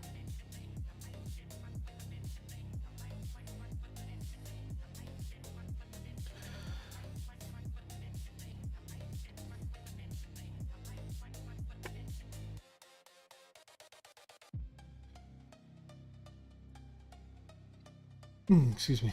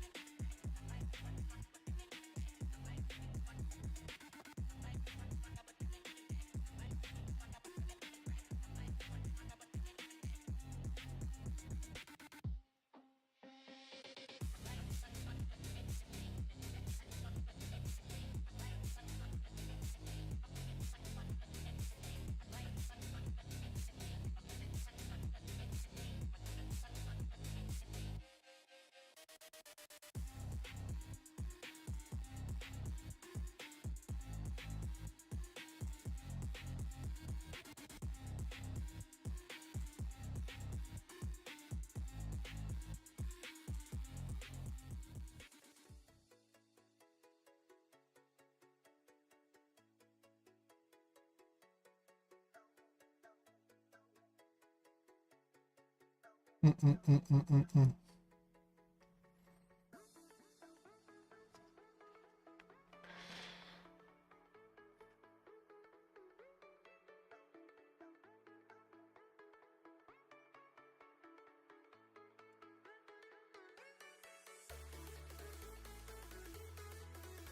This pocket keeps growing. I feel like people are adding to their shorts here, and this pocket's growing because this pocket keeps flexing around like 80s to like 92s. They're probably stripping positions and then adding back people that were shorting from these levels, from this order block right over here.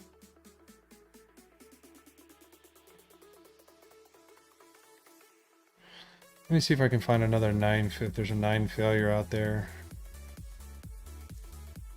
Nice bullish engulfing inside this area. Got to take this order block here for liquidity. Look at that. A nice juicy pocket, 2163. A little bit higher, 2178.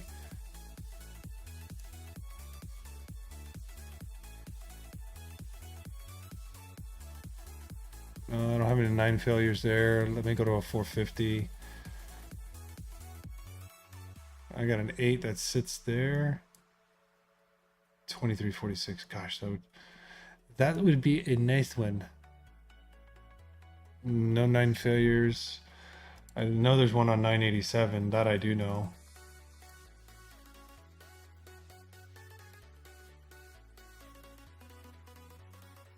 Right over here.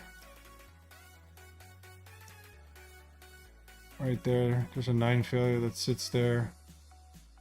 I'm not saying that we're going there. I'm just pointing out at some point when we do revisit there, that would make sense to me. 9 acceptance there. This is a 9 failure. What do I have here? I do have 9s. I'm actually on a 13, and then they restarted this setup phase.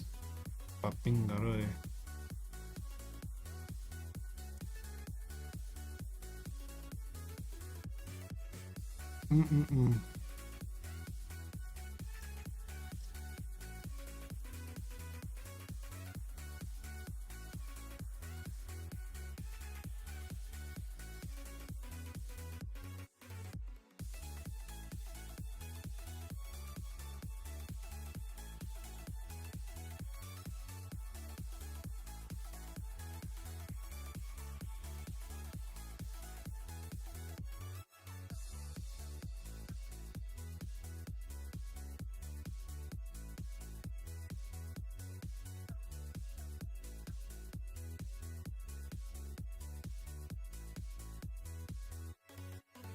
Imagine if it's just from here drops. Change the setup phase 1, 2, 3, 4. Not that difficult of a haul. Going to the next month, 1, 2, 3, 4. Yeah, that would put us right over here. That's right at that 3,000 area.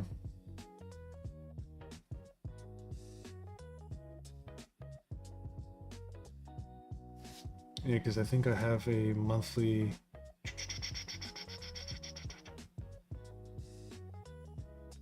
If I could find it, that'd be great. Here it is.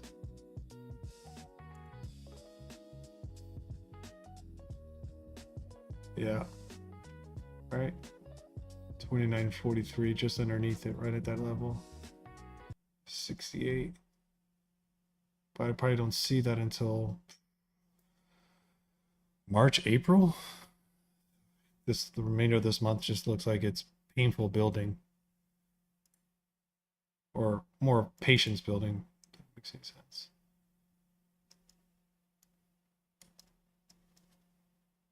Okay, music just stopped.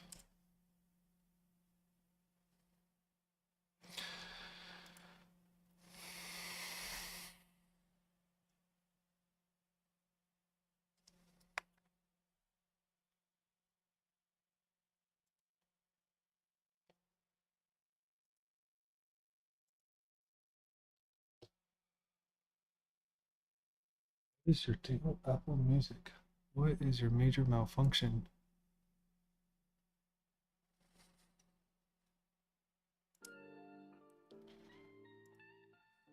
It's doing the same crap it was doing earlier.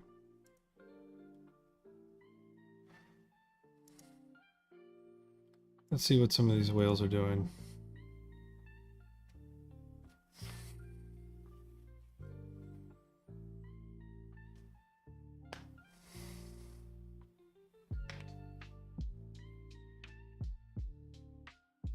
%60 of the market is short. Look at me. 39% of the market is long. Liquidation for ETH levels for majority is 1823.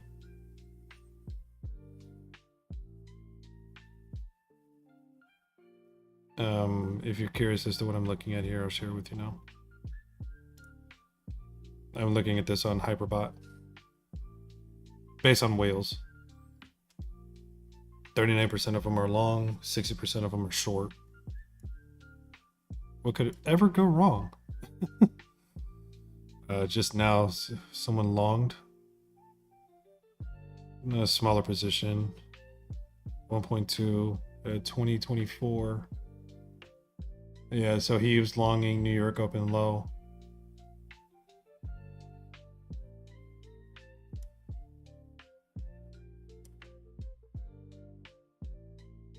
This guy opened up a short. Look at me. Oh, bless your heart. Bless your heart. Look at me.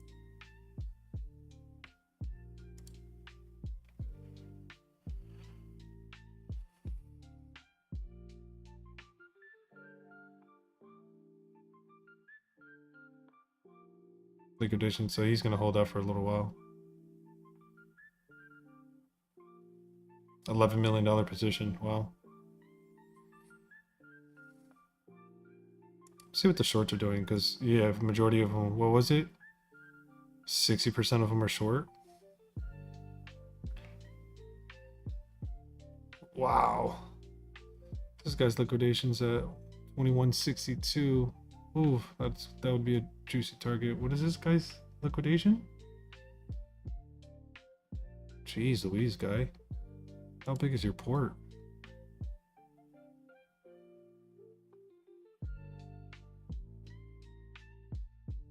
At some point it'll load.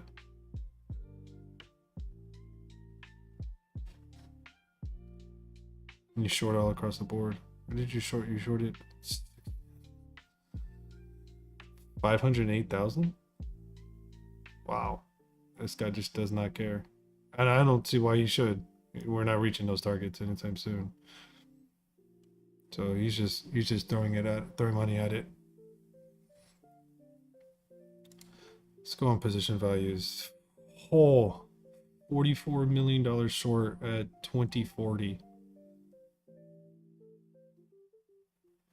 My goodness.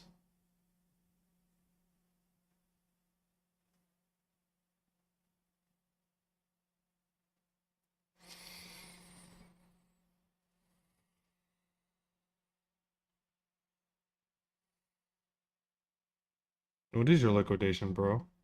Oh, same thing. No. Oh, you're the same guy. I'm talking about this guy right here.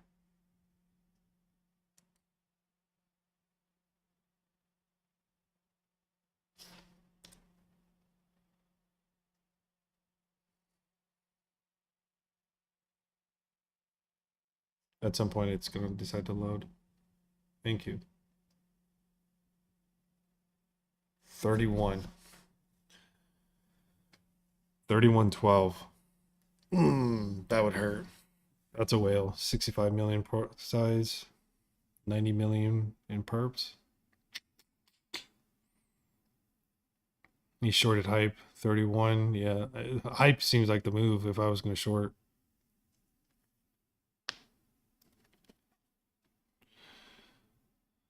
Oh, he's got this. How many positions? Yeah, my guy, you got 87 positions. You're definitely running a bot. You're definitely. You might have not paper hand traded that one, but all these other ones here, you got a bot going. My goodness, that's just nauseating to me, personally.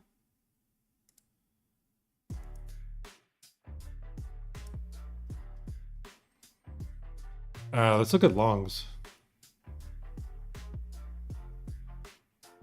Right, because they are the underdogs right now. is that same guy from yesterday. I think he removed some from his position. $121 million long. 121. Yesterday he was at 125. And he's been building it over like the last couple hours. He probably stripped some of his position.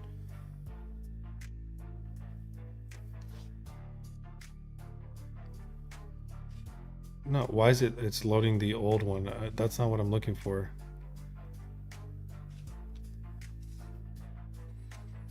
The $9 million donor. Yes, you donated.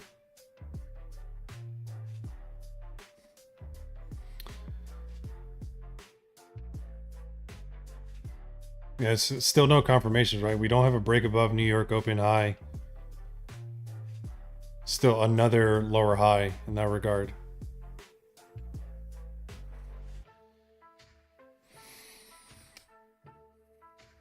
Did it give me the same guy again? It gave me the same guy. That's not who I'm looking for. I'm looking for the longs, please. Please and thank you.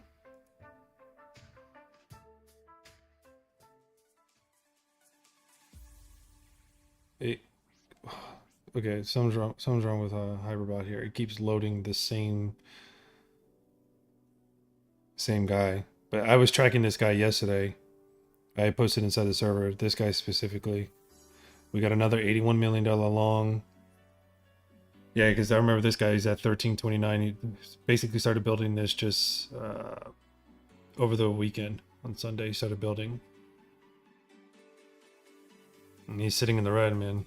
1.5 in the red.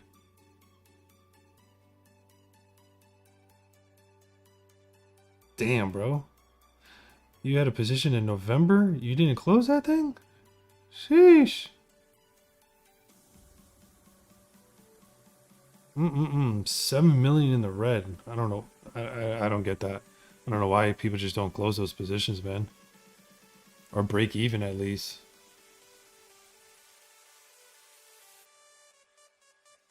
Could have got a way better entry. Yeah, probably paying some in fees, but you could have got it in better entry and made up for it. 7 million, that's okay.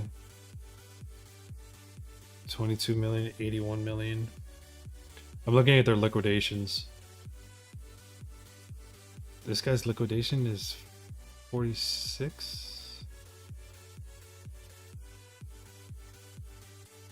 He must be hedged. That's the only reason. He must be hedged.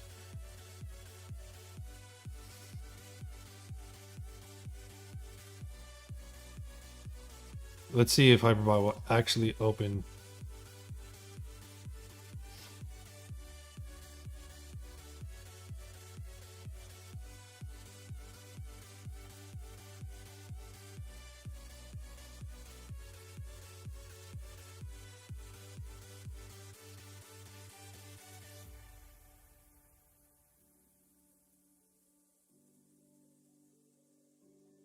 Best way to manage a hedge position is one, identify that you do have a wide enough spread between the two positions.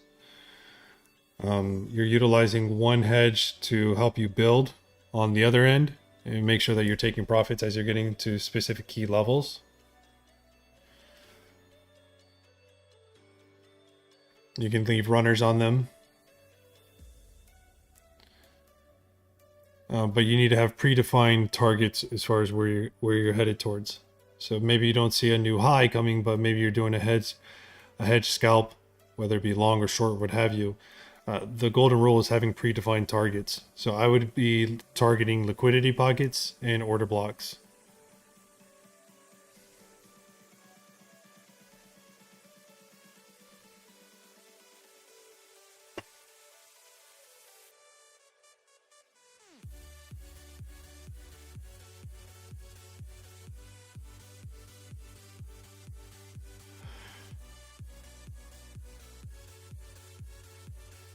Excuse me. I don't know, it's a Hyperbot's taking forever in a day to load.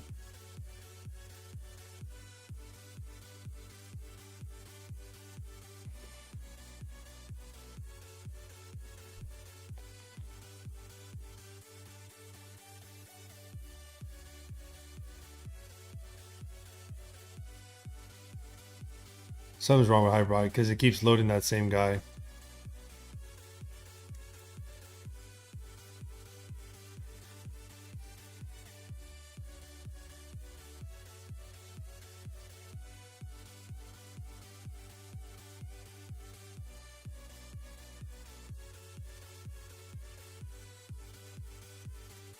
Unless this guy has closed this position completely, and maybe it's just this is stuck in their cache. It's the only thing I can think of.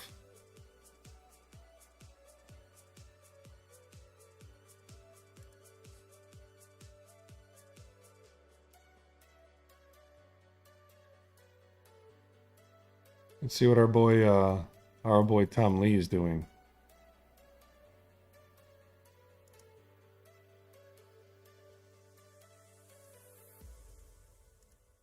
What's up, Tommy? Tommy boy. It looks a little better. Only 7 billion in the red. It was 9 billion in the red before. I'm not laughing at him, believe me, I'm not. This guy obviously has high conviction. I just don't get that, man. I don't get that.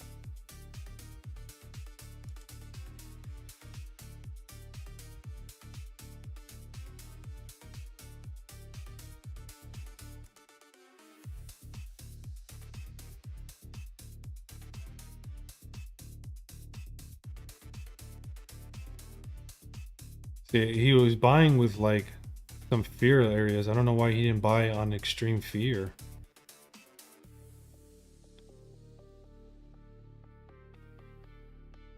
His last buy was 104 million at 2488.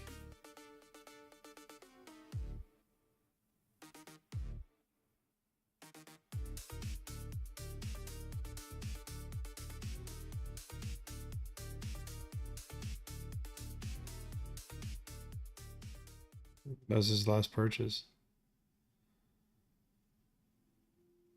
Average price 38.25. My goodness. Bro, that's crazy. If we get to 38.25, this guy would just break even, and if we have a massive nuke down to, you know, 1100 targets or even 3-digit ETH again. I wonder if he's going to unload some of those at those levels. That's crazy. That is bananas. Absolutely bananas.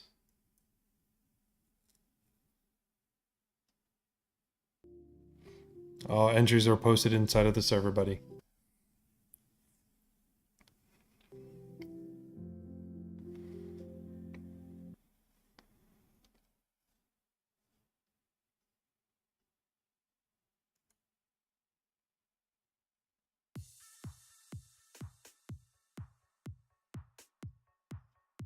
So if you're part of the server, you can find them right inside of the stream. They're posted inside the forum. It's dated for today, and you can see the setup that's there, what I'm looking at. I've mapped out before the stream began as far as the levels that I'm looking for. And then I've updated saying in the event that we break above New York Open High, you know, essentially what I'm looking for as far as for entries.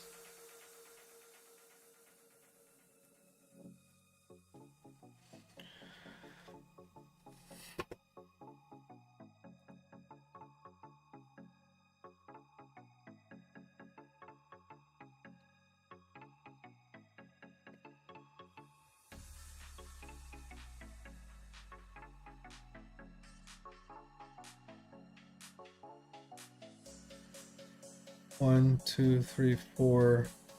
Yeah, just gonna test this area again.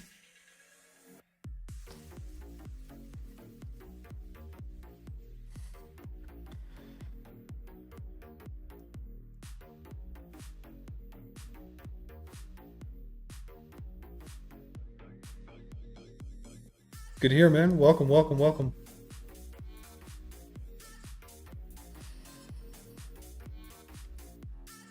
Yeah, everything is going to be always posted inside the server, guys. I kind of designed it like that intentionally, so that way it's easy for you guys to follow along, easy for you guys to identify, you know, what are the setups during that challenge, during that stream. you know, everyone has a life. You got things that you have to do, some obligations you need to take care of. Maybe you come into the stream a little bit later, which is totally fine. But it eliminates me having to just kind of go back and reiterate that, right? In the sense of, like, I'm not streaming and waiting for you to log on to YouTube and say, hey, I'm glad you're here. Let me give you the playback in that sense. And I mean that respectfully. I don't mean that in a disrespectful tone. I'm just saying it makes it easier for you to follow along and kind of fall right into line in the sense of what we're all looking for.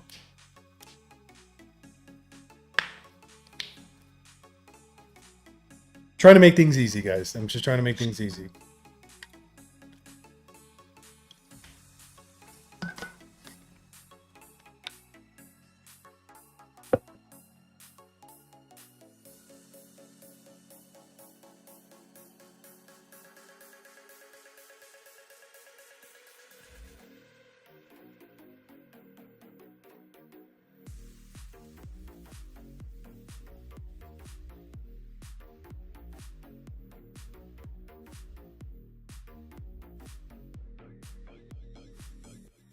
I think the next session that comes in, you don't have a red dot here, not just yet. You got a green dot that printed here on this. We got another red dot that prints here, then we're probably going to be coming lower. So I'm going to be watching that.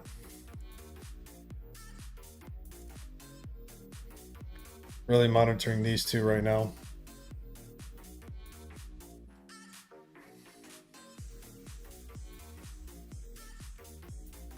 See, it's something like this. You know, you get a green dot here, and then all of a sudden you get a red dot, and then boom, drops. So if we get a red dot that prints somewhere inside this area, we're definitely going to be coming lower. I'd look for the lower levels.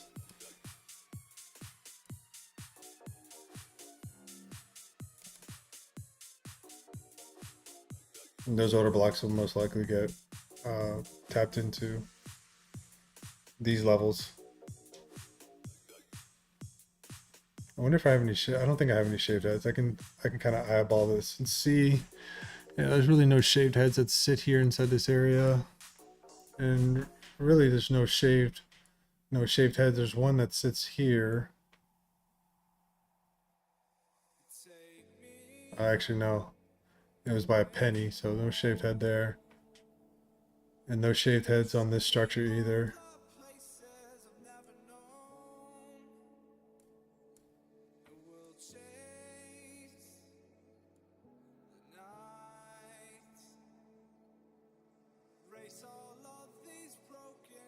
Nope, no shaved head there either. Yeah, this whole structure, there's no shaved heads. So this is purely going to be just based on bulls playing defense. Dip. Sideways movement. We are looking for a breakout. That's really what we're looking for. We're looking for that breakout. I think we have several resistance areas. At 2300, in my opinion, like if we're gonna go lower, I would try to collect the liquidity at 2300s.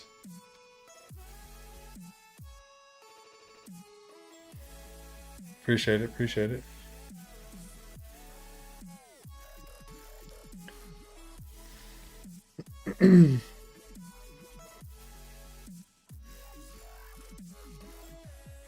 Yeah, I'm like a cameraman here, an operator. Operating the cameras, trying to get all of them in here all at once.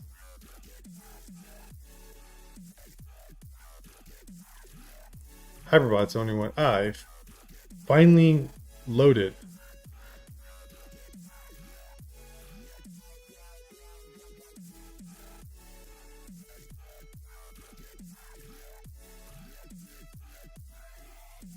Let's see what this guy's fills we're at. Let's see if he. Oh, no data. Interesting. Okay. Well, that's a lie because you had him yesterday.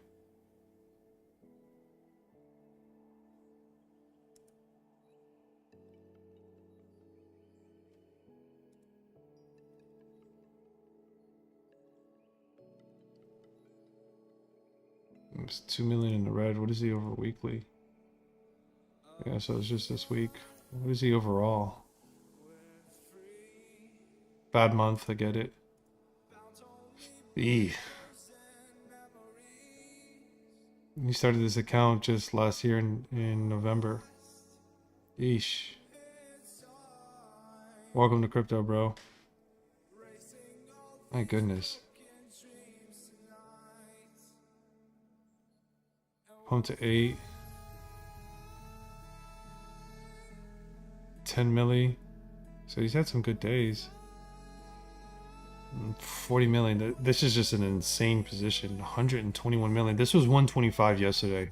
So I know he's stripped some position. That's why I was looking at recent fills.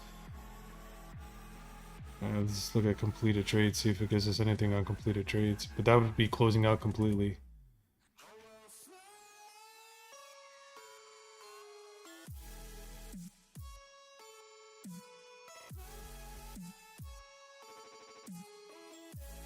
So he closed some the other day. Took a $9 million loss on that.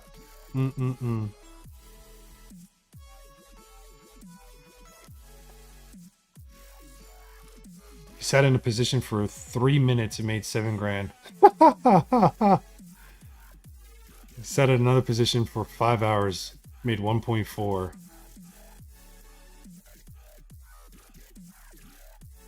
One minute made basically 5 bands in 1 minute. In 1 minute. This guy's nuts. I love it. I love it. This guy is nuts. Ah, there we go. Here we go. The fills. Ah, so, okay. 5 hours ago, he decreased. 2018. Okay, so he started spamming, spamming, decreasing his position.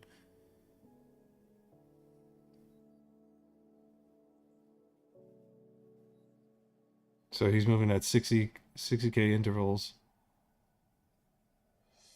And then he's adding to his position. Just 1 ETH. Okay, so that's why he has less. He had 125 yesterday, but he just yesterday. So he's at break evens, and oh, that was a tough one right there. Decrease 25. Oof, that was a tough one. 53K.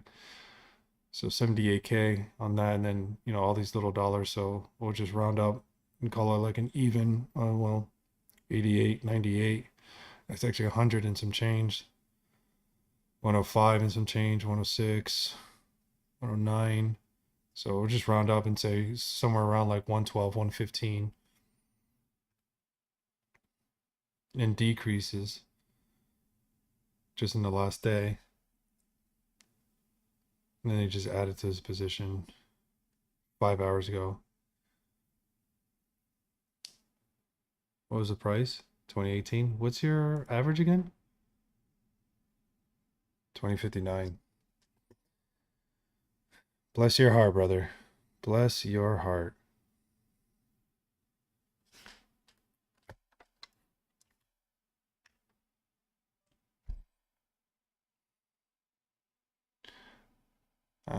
Let's look back at this again.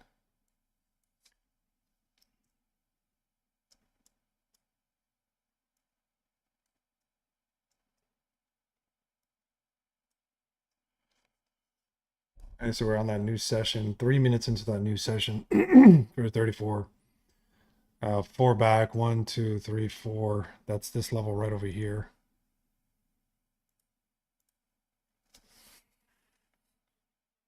Which is 2010. Excuse me. 2010 would be the level. I gotta use the restroom, guys. Forgive me.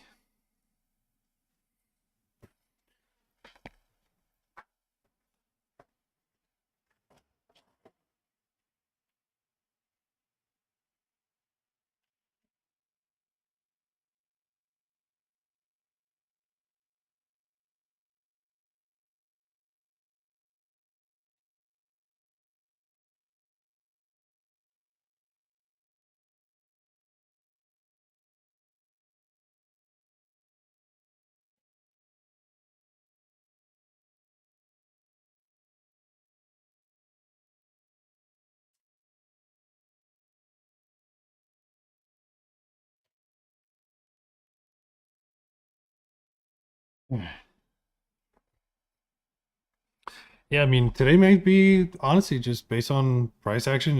It might be a nothing burger. You know, nothing that is sustainable for us to get into. It may come later on, may come during Asia, it may come during London, but New York just had a dump, and then everyone's just kind of sitting either flat.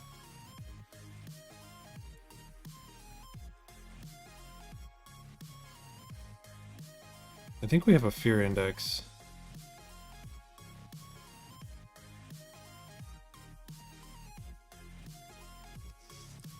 Inside the server.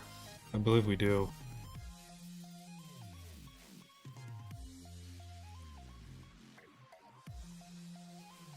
If we don't, I gotta add it. Oh no, we don't. Okay, I'll figure out a way to add it. But I can definitely Google it.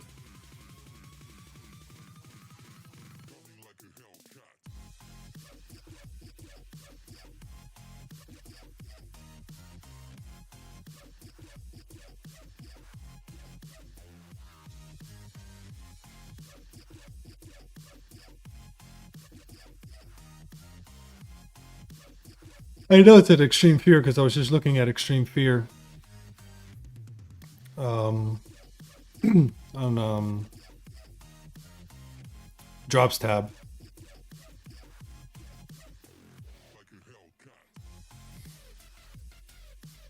Yeah, see that DI negative is now starting to curve up.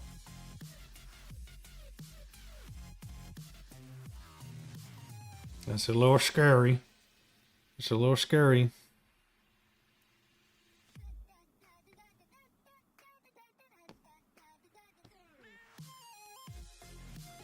Look under the streams section. The streams. So if you're inside, if you see the market war room, is right underneath that. You can see the streams for the playbacks, and then they're dated. So today's stream, obviously being the 10th, it's dated. Inside that forum, inside of the chat section, you'll see the setups, the things that I was posting.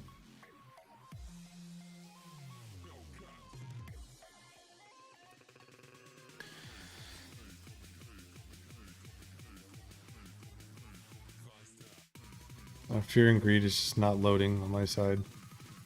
I'm probably pulling too much bandwidth on that.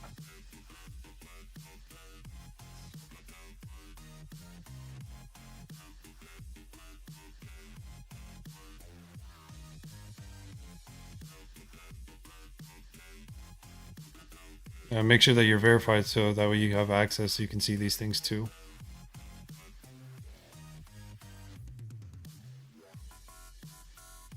You'll see the under the welcome message, you'll see the verify. Underneath the welcome message, you'll see the verify me. You got to do a / and verify, just as a heads up. So some guys are just typing verify. You have to do the / and then verify.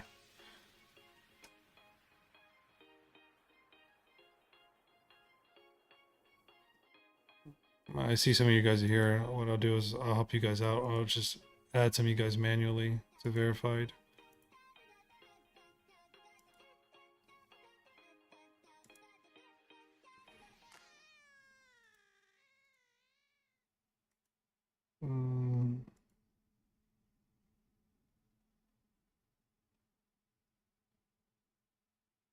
Where'd it go? There it is. Verified. Okay.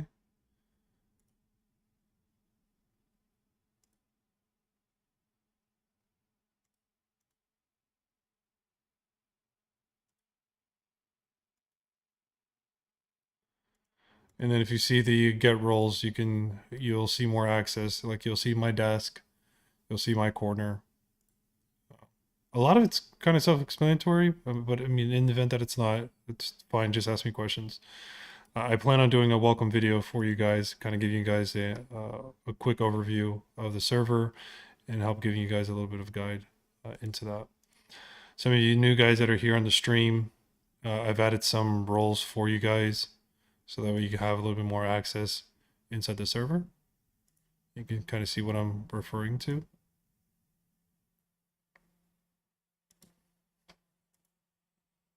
But if you want to add more roles, it's in the get Citadel roles section. So like the ETH role. So like when I'm posting inside of the stream section, I'll tag the ETH role because it's specific to ETH. Same thing if it was BTC or for Solana or anything like that, I'll tag the BTC role. So those roles are all inside of the Citadel roles section.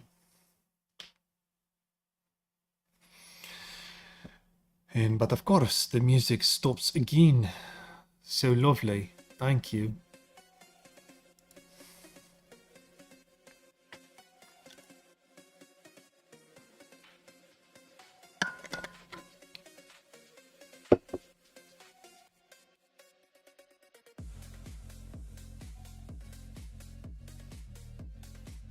So you guys are good.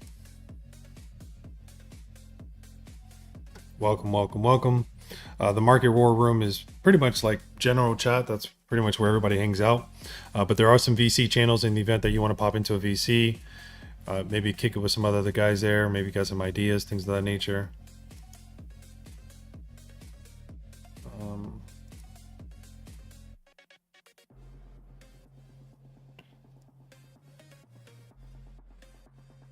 And then we have a roundtable area as well too. Yep, I got you. Yeah, we don't gatekeep or anything like that inside of our server. I mean, like, new to the server, the culture is about building, other traders all together. So it's a collective, like a little mini family, if you will. It's a true community in that regard. So there is a journal section. We are doing a couple giveaways for that for the month of February. If you want to check out the journal section, you can create your own journal. Post your thesis, post your ideas, what your TPs are, what your invalidation are. If you win a position, if you lose a position, just kind of being detailed. So we're doing a $100 giveaway inside the month of February for individuals that create their journals and, they're detailed with them and up to date on them. Right now, I believe we have like 4 members that have created their journals. So all 4 of those members have entry that are in there. Inside that journal section as well too, I've also posted a free Airtable template, something that I use personally to track my own personal trades from P&L. I put notes that are on there. You can categorize it to see what your win to lose ratio is, what pairs you trade better with, what kind of positions you trade better with, whether it be a scalp, whether it be an intraday, whether it be a swing. And that is also free as well too.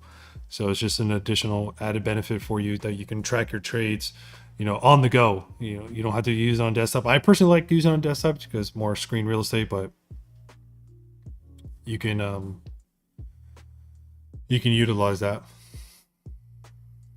Oh, that's what's up. Welcome, welcome. I stream probably like 4 or 5 times a week for a couple hours, running different challenges, things like that. So if you're new here, feel free to subscribe to the channel, set your notifications. Once the channel reaches 1,000 subscribers, we're also going to be doing another giveaway for that. There's a $1,000 giveaway for subscribers. So being subscribed to the channel actually would pay you. You'd have your name in the drawing.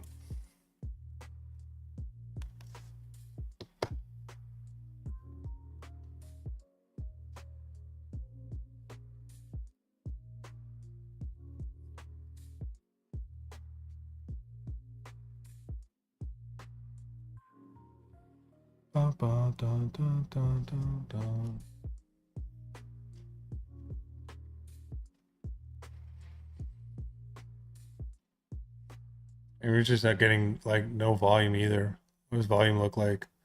Yeah, volume is doo-doo. Absolute doo-doo.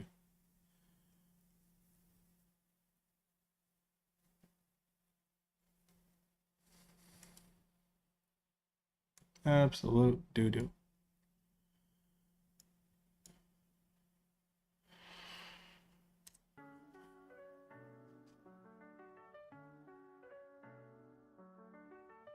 Nothing I can do with that. I mean, where's unless you were able to catch along here and scalp it, there's nothing going on here. There's really nothing. That's why I'm waiting for that move up and then waiting for the retest.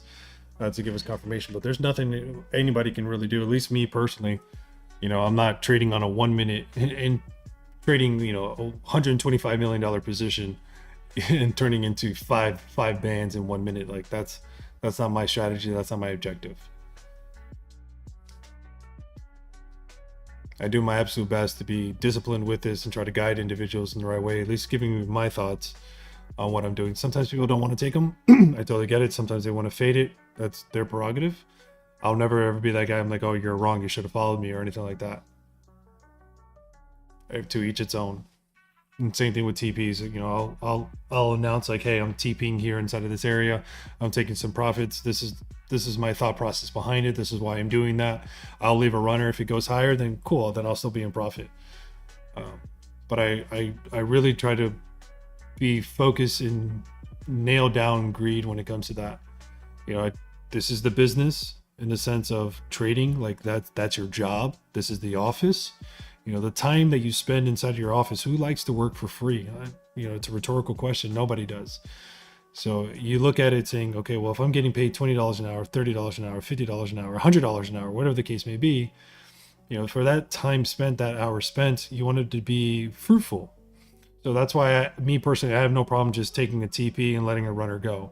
I don't look at it saying, well, it's either TP, full TP, or stop loss. Then, you know, the time that I spent waiting for that full TP to occur was uneventful. Point in case would have been yesterday. You know, I was looking at 2301 being a potential target. If we had that momentum that continued to grow up higher, looking at a 0.5 fib level. We got to like 2145, somewhere inside that area. Didn't get full TP, but I definitely did take TP on that, which granted, you know, for the portfolio on the challenge to have a gain of 25%. Imagine if I would have just held on to that, then I would have got round tripped. Not only round tripped, I would have got pushed out on a stop loss. So, you know, that's the thought process behind it. I want to make sure that the time that I spend in that trade, or even on the stream altogether, is fruitful. That's really the method to the madness. And you know, I'm a firm believer when it comes to compounding wins. They just keep compounding, boom, boom. Whether it be a $40 play here, a $100 play here, you know, a $30 play here, or whatever the dollar amount is, just keep compounding, keep compounding, keep compounding. There will always be an entry. That's one thing that you can guarantee when it comes to the market. There will always be an entry. It's just a matter of waiting for it. And sometimes having more patience is protecting capital. It is protecting capital. Hang on real quick, guys. I gotta send out a quick message, so I need my phone here to do that. Bear with me. I'll still be here. I just need to do something on my side.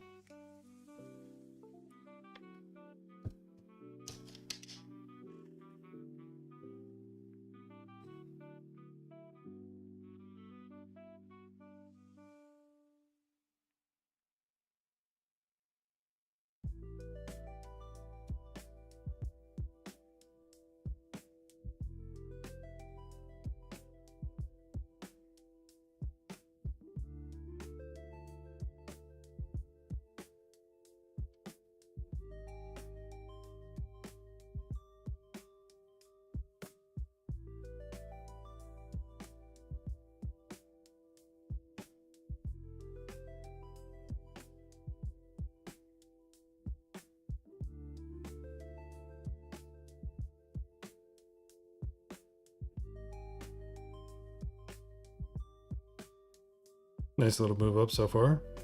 You can dig it.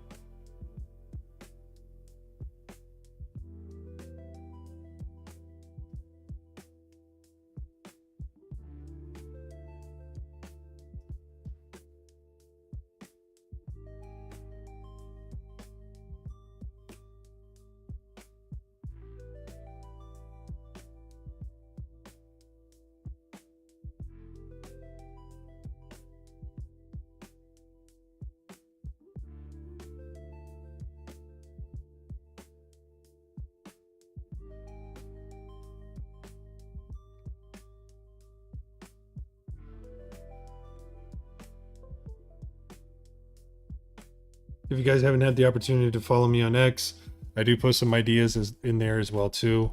A lot of the setups are going to be inside of the server first, just as an FYI. But maybe you're on the go, maybe you have notifications set for that. So those are going to be posted there.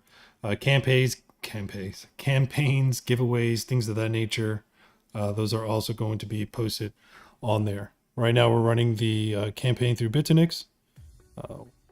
So you'll see it inside of the pinned post. You do get discounts off your fees, and there is a trading bonus that they'll be giving you based on your deposits.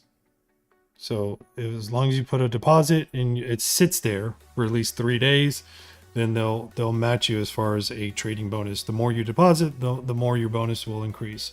Coupled with that, you'll also receive discount off of your trading fees, up to 30% discount off of your trading fees.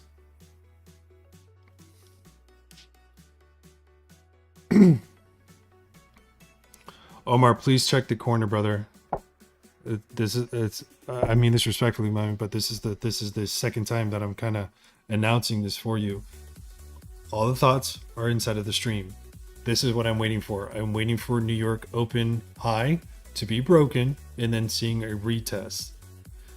It's inside the corner, so maybe you don't play back, but this is the second time I'm saying this specifically to you, brother. You got to follow suit. We're not gambling here. We're not just spamming the button saying, we're going to long now, we're going to long now. There's going to be confirmations that we have to wait to develop first. If those confirmations don't come to fruition, then we sit on our hands.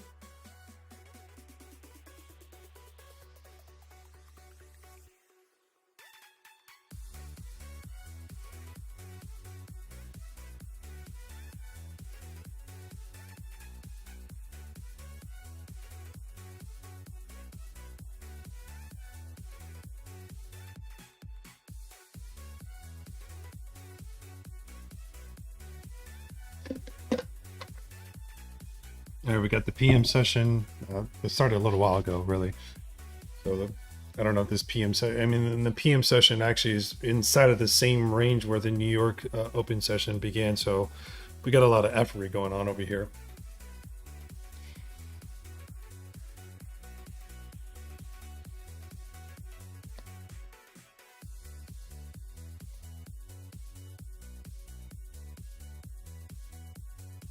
You know, 34-minute, if this prints another red dot here inside this area, inside this level, then like I said, we're definitely going to be coming lower. I'm not opening short on the red dot. I'm just going to wait for the lower levels and getting another green dot. This is the ideal target for me, -60, that I look for when it comes to green dots. Those are on the wave trends. That's what I'm looking for.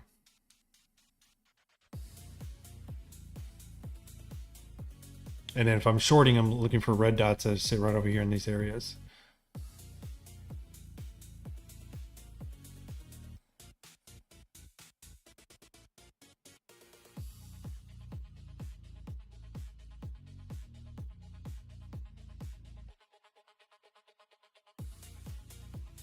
It's all good. I'm used to it by now.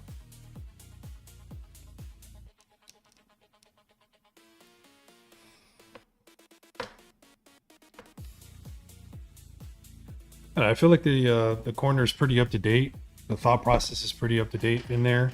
I mean, I'm streaming live here, so there's always a playback. In the event that you missed something, didn't understand something, you could always watch it. So I don't know how else clear I can get outside of like literally pushing the button for you, which I won't do. I mean that sarcastically.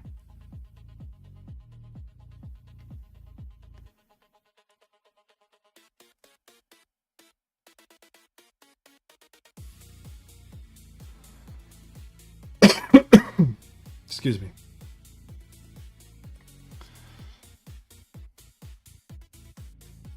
Come on, give us a push. USDT, what are you doing? You're just farting around here in this area. More sideways movement. So you got a sell signal, and you're on a daily. You're just not fully exhausted on your trend. And you're sitting here at 80 as well too, so you're at peak levels. You're probably just going to fart around here inside this area, which opens up the door for these levels. That opens up the door for these levels. If USDT decides to have, you know, a pretty big push up to the upside, not breaking a new high, but let's just say getting to these levels, you know, 8.4, what have you, then these levels come into the picture. These levels come into the picture real quick. But if we get the opposite, we get a push down into these levels for USDT, let's just make that assumption, then we'll get a nice push up for ETH, and that's when we're going to be looking for those shorts. So in the interim, you know, versus waiting for this area, you're waiting for these zones to be flipped and then just wait for the retest. That retest may come quick, meaning you might get a candle that moves up, boom, like that, comes and taps, and then moves up again.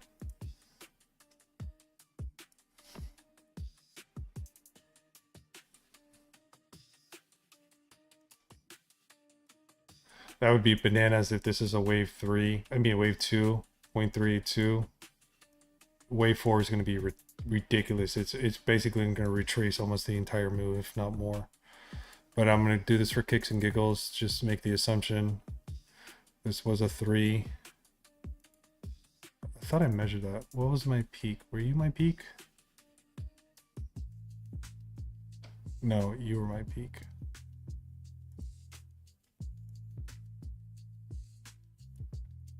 Oh my gosh, that'd be so juicy. Yeah, I would definitely like to see that. That would be like the bare minimum. That would put us right here. But for USDT, that's going to be the bare minimum there, which that would put the bare minimum for you right here.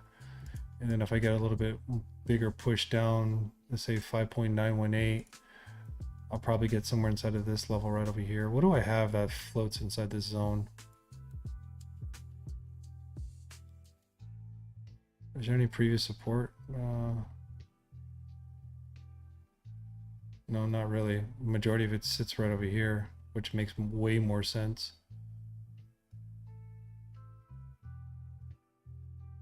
Look at that. Look at that. I'm going to highlight this one purple just so it's not confusing for myself or anybody else. And no previous support that sits in this area really, at least from this downtrend. I have no space here, so I'm looking at this structure right over here. So I do have a resistance level, you know, from here that created this push down, but that might act as liquidity for us. Let's throw in some liquidity bands here in a second. I just want to match that up. There we go.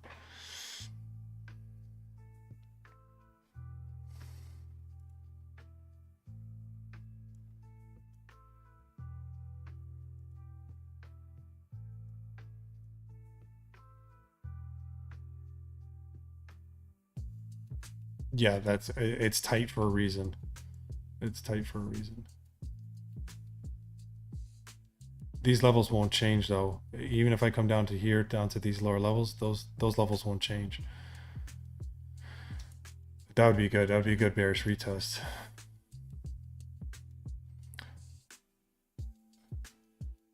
That's kind of weak actually.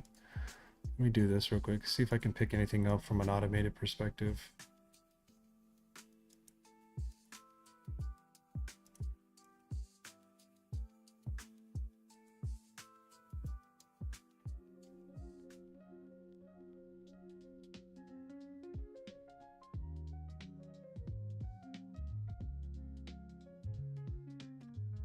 You can give me a Max Gartley, a Black Swan, and a total. Jeez Louise.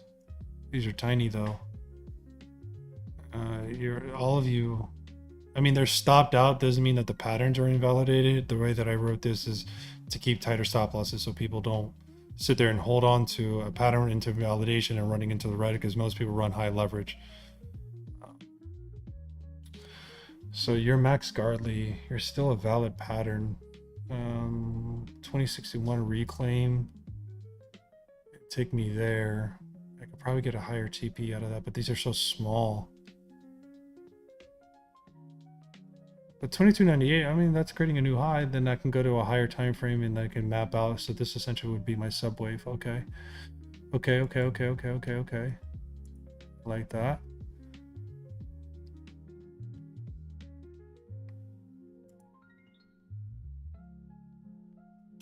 Pivot.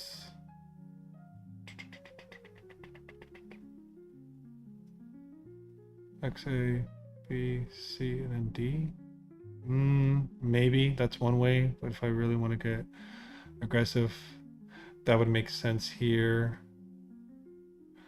A, B, that's a weak C though. That's the issue that I have. The C would have to come down to here.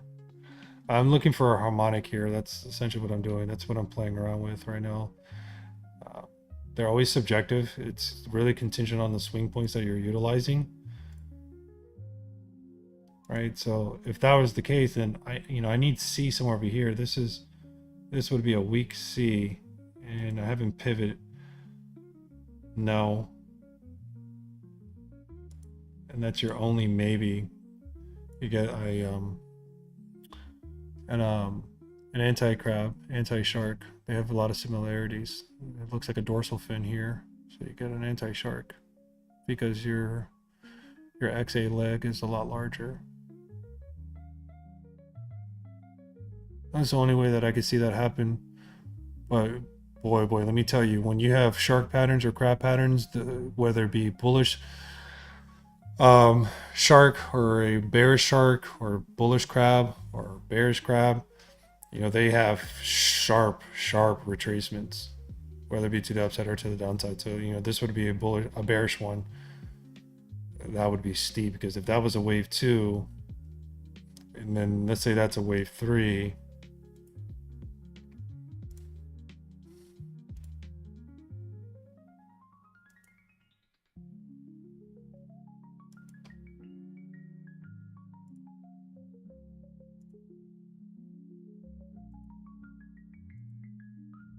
and yeah, no, I'm gonna go that would go deeper in my opinion.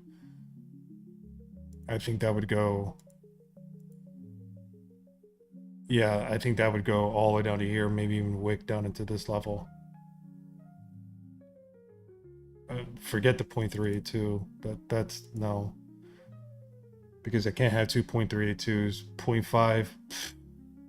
That's if bulls decide to actually pull it together and hold that area.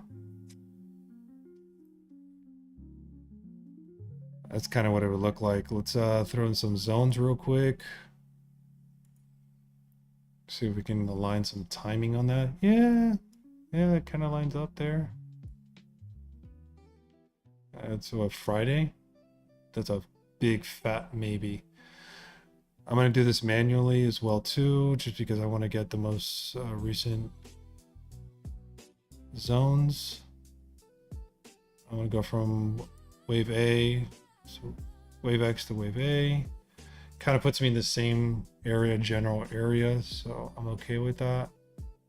And what zone am I in over here? Well, my zone 5's over here. Yeah, then this still leaves this on the table. I don't have confirmation yet for wave 2. I just don't. I don't. In my world,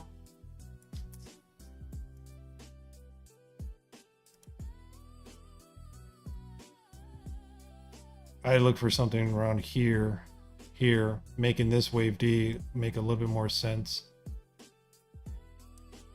And I could actually move this up a little bit further. But see, that would be a huge pattern. If I were to go this way, then this wave D is going to be much, much higher. And I don't think we're going to get that. So I'm going to utilize these pivots right over here. This pivot, and this pivot. I don't have confirmation for this pivot that has closed in this area. It would have printed for me. I did tap into a 0.382. Again, not a common level for a wave 2, relatively a flat level. That opens the door for wave 4 to be pretty darn sharp.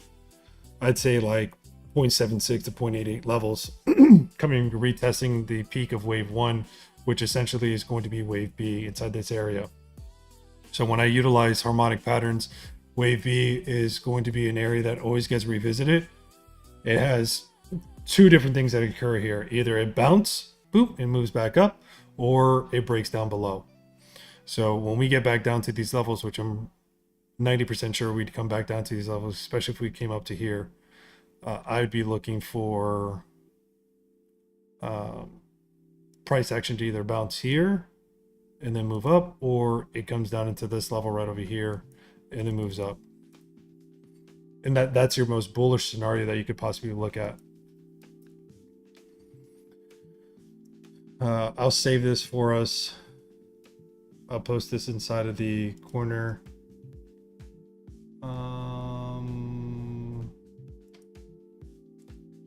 And we'll call it stream 0210, and we'll do a 34-minute. And we'll lock this down. We're going to go ahead and set this up just like so. Current interval only. And we're going to take out the pivots. And I'll post this inside of the server now so you guys know what I'm looking at. So that way it's there for you for future reference. I don't have confirmation yet. This is just the idea that I'm building off of right now. If I can find my own section, there it is.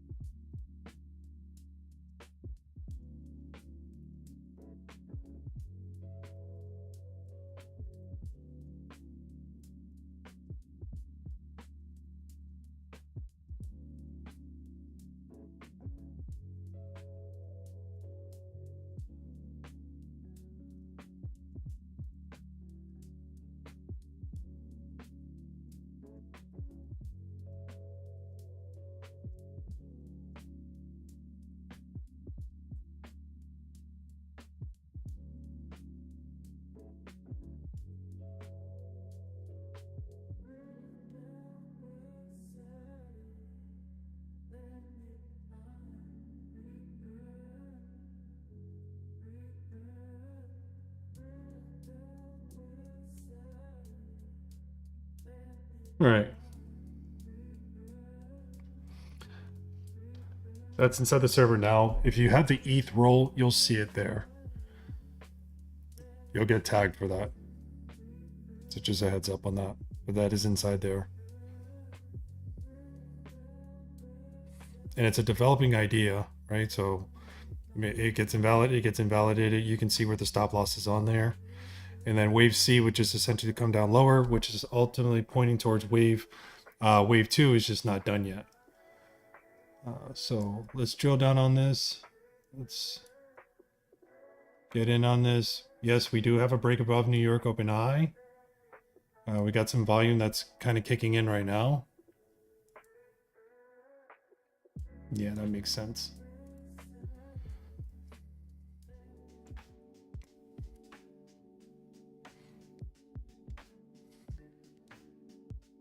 So as long as I can hold this line, this is where I'll start building. Obviously, we have a higher high in comparison to these, so we're having a little bit of push-ups.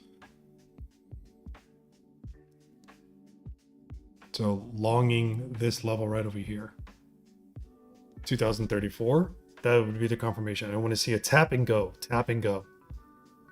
I literally want to see price action come back down to this level, you know, whether it be here, tap and then go. The alternative would be if it taps and then goes that way. Those are the two levels that I'd be looking at. Now that I have a close above, now I'm on confirmation. Now I'm on confirmation.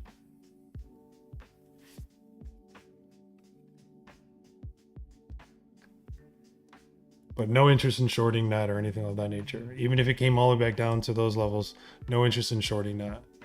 You know, my shorts are going to come from higher levels. Are you going to go parabolic on us? Look at you. And just as an FYI, all throughout the stream, I was showing you guys this demand box inside of this area. If you took an entry here inside of this area, then you're good right now. But this was a riskier play for 0.382. This was mentioned inside of the server as well too. So if you're wondering where I'm positioned from, my add backs would come from here, but I'm positioned from this green box.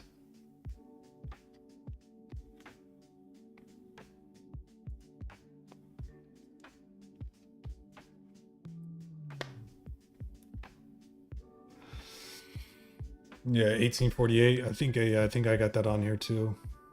Yeah, that's the 0.76. That would be, I mean, that would be juicy, right? That'd be really juicy. Get a higher low, get a true wave 2 in the sense of characteristics, you know, sharp levels, because wave 2s are typically sharp levels, 0.618, 0.76, 0.88. It can even come down to like 93 as long as it doesn't breach and make a new low. It doesn't invalidate that.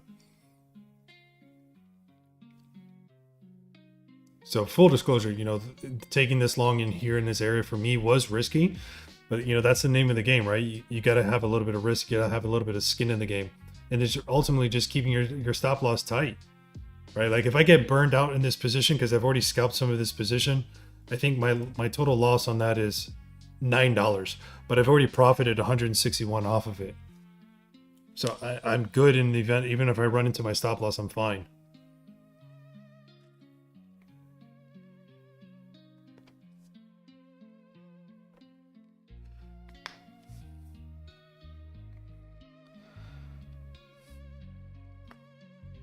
You know, this bad boy goes to my TPs. What did I just say over here on this? Bro, I'm gonna be ecstatic. What is that? 2803? Yeah, that'll be a good one. That'll be a good run. That'll be a good run.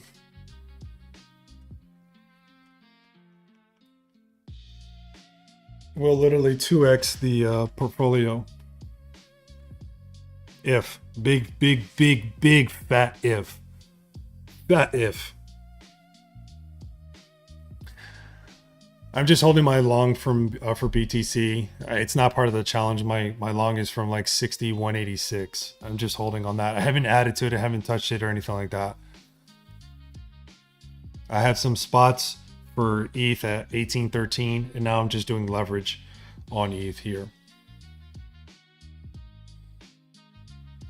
I missed the boat on Solana. I actually had longs that sat at 74 or something like that, and then I got pushed out into 69, and I didn't relong it. My focus then went back into ETH. Same thing for River. I missed the boat. Actually, I cut my long on River. My River was from the 0.88 fib in that area, so now I'm just waiting for a re-entry on that. River will not be part of the challenge. Solana, not really part of the challenge, to be honest with you. I really want to focus on ETH and BTC. I know ETH pretty well, I like to say, in the sense from a trading perspective. So that's why you see me trading ETH a lot more predominantly. But these are good levels, right? These are good levels. And ultimately, we're looking for that relief. We're looking for that relief bounce.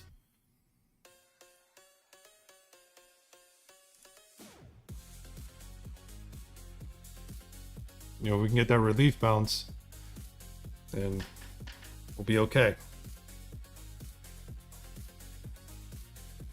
I did short here in this area last night. Wasn't part of the challenge, just something I was doing personally. Took some profits off of it already, just left the runner there. Just left a little dismal runner. That allowed me to build a little bit more. So if I took a stop loss on it, I still have the short that's running from a hedge perspective. And then I have break even on that one, so I'm good in that regard. Let's look at volume. Yeah, I mean, volume's okay. I'm looking for volume candles like this. That's what I'm looking for. I want to see volume candles that look like this bad boy. Right? This obviously whipsawed. But I'm looking for those type of volume candles. Volume candles like these. On either side, really. Like, I can care less. If it comes down lower, then I'm already positioned on the short. You know, make a couple little ducats here and there on that position. Not going to add to it or anything like that. But, you know, we need to see volume on either side. We didn't get a short signal that printed there, thank goodness. Loss of strength. So this entire move right now is just based off of loss of strength. Were we looking at? Was that a 3 minute or was that an 89 minute? No, or was that a 55? There was a level. I think it was 3 minute, to be honest with you, where this thing was just laying flat. Yeah, that was over here. Nope, that was yesterday. Where was it? It was ADX. My bad. It was ADX. ADX was sitting flat here in this area. Now it's pushing it up. Yeah, see? When ADX gets down to these levels, it's not an oversold or an overbought scenario. It just means that all the strength has just, it basically took its breather. It took its breather and it's now going for its second wind. And really what you're focusing on is you're looking for which dominant side is going to be leading, because that ADX is going to push that leading direction. So from a lower time frame perspective, looking at a 13 minute, you have DI positive that is above DI negative and ADX is starting to increase, but we're not out of the woods yet because the baseline sits right over here, right around 25. That's got to be the threshold that it needs to cross in order for it to have a true, genuine, and authentic move altogether. That's just lower time frame. I give little weight to DMI from that perspective, but nevertheless, it's not something that's ignored. You know, as you go to slightly higher time frames, you can see that DI negative is just, you know, taking a breather. ADX is collapsing, so it has loss of strength. You're going to see a what I like to refer to as a DMI tango, where it just starts crisscrossing, and that's really going to be volatility is going to be seeping in here relatively soon, and that makes sense. When you have a massive move down to the downside, then you have sideways movement. That's where you see that volatility. So scalps are still going to prevail when we have this type of momentum, unless you so happen to catch a Pico bottom, you know, 18, 13, things of that nature. Then yes, you're inside of a swing position. But if you're relatively late to the game and you're longing these zones or longing to retest, you got to think mentality wise. You know, I'm going to scalp this out. I'm going to get to a key level, and then I'm going to scalp it out. Whether that's a full close position, that's taking partials, whatever that, you know, that's going to be user discretion and based on your risk management. But that's how I would handle it. But yeah, volume is not the best right now.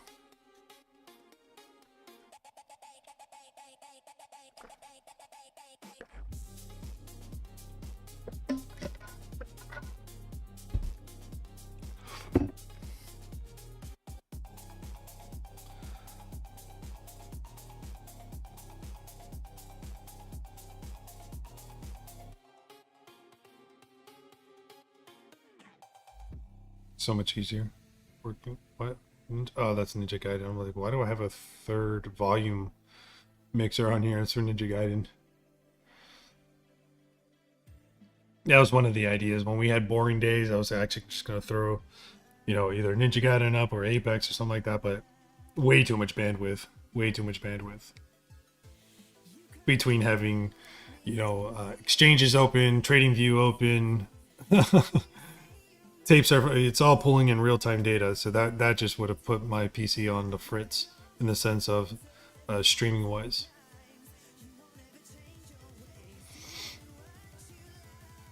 But we'll have a gaming day. I don't know how many gamers are inside of here, but maybe we'll run one inside of the server one day. Find a game that we all can kind of vibe with, and we just run some sessions. Maybe low volume day, like on a Saturday or something like that. Maybe, because the last couple of weekends for the month of February so far, Saturdays and Sundays have been movers. This weekend was a little bit more calm. But boy, that beginning of the month, you know, the end of the month, the beginning of it, just ridiculous. So let's drill down on this a little bit more. Like I said, volume is yucky. Did make a higher high in that regard. So really waiting for that confirmation. Let's go 4 back. I think I had a level that's set right over here. We really don't. I'm not going to use that right now. Let's go 4 back. 1, 2, 3, 4. So it's really going to be this level is going to be next. Let's color coordinate that a different color just so we don't get confused with New York sessions. We're just going to make this, I don't know, orange. No, let's go blue so it's a little bit more visible. Yeah, that's easier. And let's dash it so we don't get confused with that either. It's too big. There we go. Let's do something like that. So didn't get a retest, not just yet. Just didn't get a retest. I like to operate off of like specific levels, seeing levels being touched, and then go from there.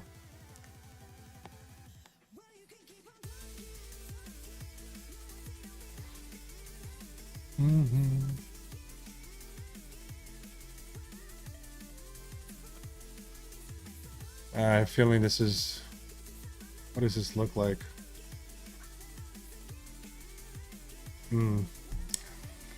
It's not hot either. It's also getting outside of a cooldown. It's really risky for us. Really, really risky for us. I don't want us to be liquidity.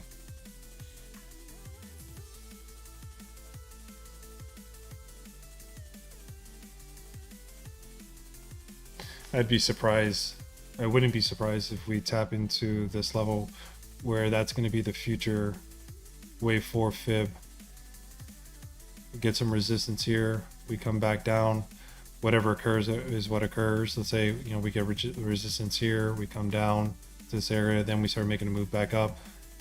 Then down the road, this gets tested again because then it was acting as a point of resistance. High speculation on that. I'm just spitballing an idea.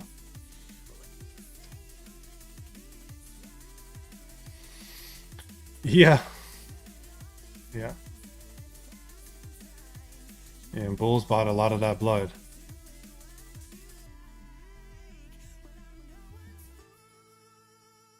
And believe me, like, you know, I'll keep reiterating it. You know, I do believe that there's lower targets for BTC. I believe that there's lower targets for ETH.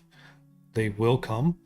And I believe that those will come as we get into the later parts of the year, as we approach, you know, September and October. But right now, you know, it's been an absolute bloodbath. And having a relief, if we're going to go lower, we got to collect some of the liquidity to the upside. I'm not saying we got to go to 4,200 or even 3,800, which would be phenomenal if we did, right? It would be phenomenal if we did. But, you know, looking at 2,300, 2,600, 2,800, you know, still sub 3K, I think those levels can get tapped into. There's a good amount of liquidity that sits inside those zones. We tap into those levels, and then we can make our way back down again. If we can cross into the 3K handles, cross into the 3K handles, yeah, that'd be juicy. That'd be juicy, juicy, juicy.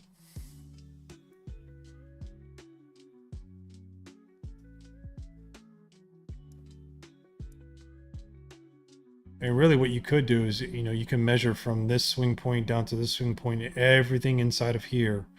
You know, from this top to this bottom, everything inside here is going to be internal structure.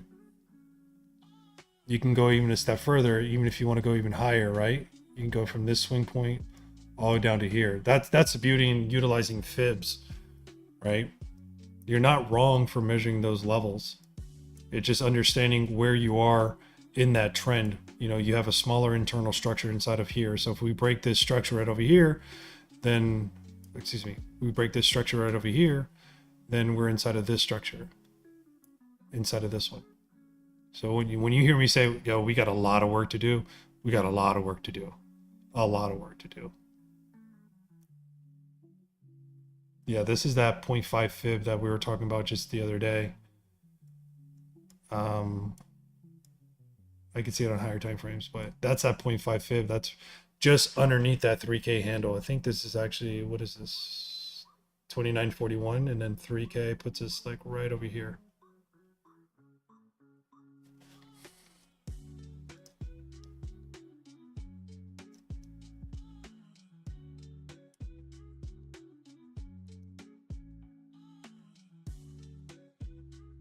All the high time frame ideas that I'm mentioning and I'm sharing with you guys, they're inside of my corner, inside of the Saint desk, so you can see them there. From BTC to River to ETH. I even have some Solana ideas in there. Actually, I just reminded myself I need to update that idea. And now we're getting closer to that level. I want to kind of do a hyper focus on that.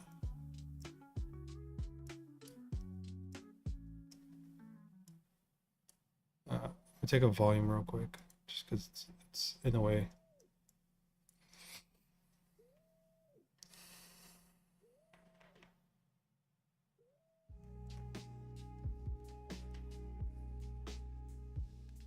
Oh, look, it's a shooting star. Yeah, it's a shooting star on a downtrend. Not a shooting star on an uptrend.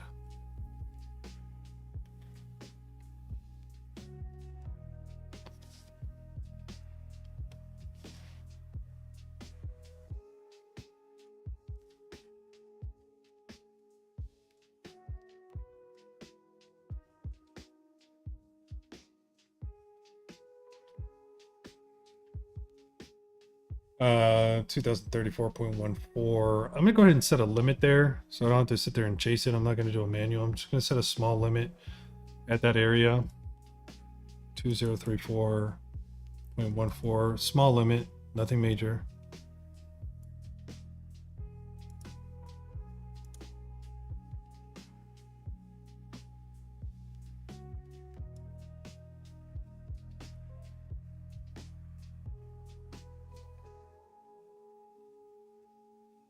On Bitfinex, it actually tapped into that.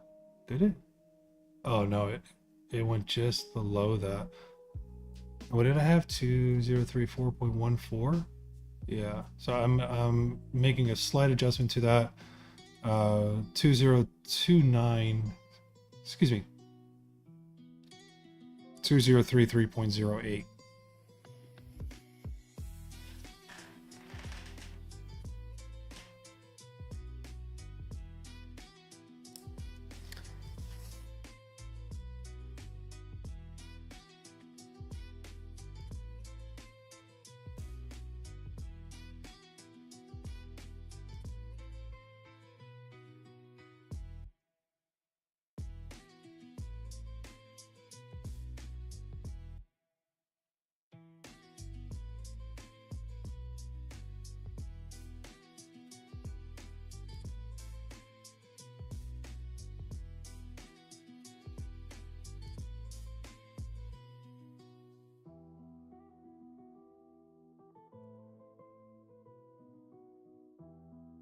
Well,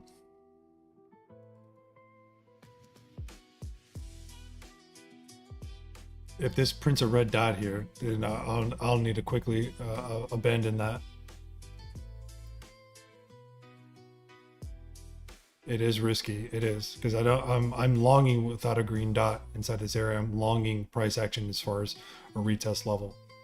So it's risky for me in that regard, because this ADX can just pull its nose up and this DI negative can just pull its nose up and this thing will sink. It'll literally erase all of these in like 2 candles.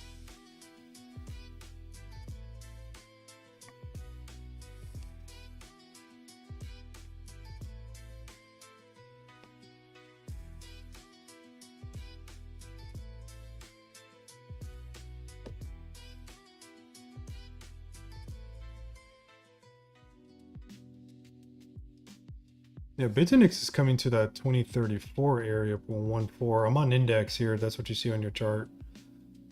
It's actually coming to 2034.18, like 4 cents above that.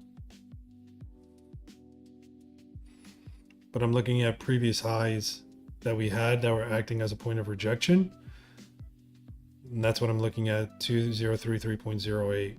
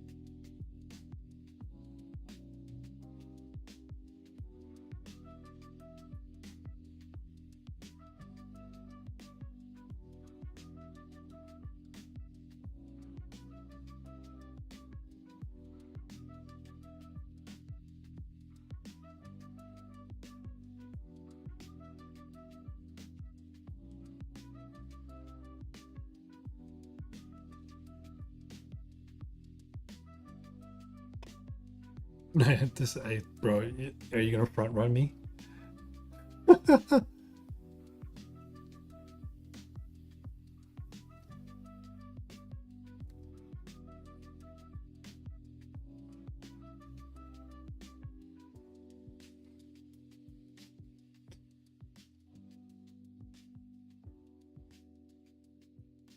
I mean, I can't make it larger on my side.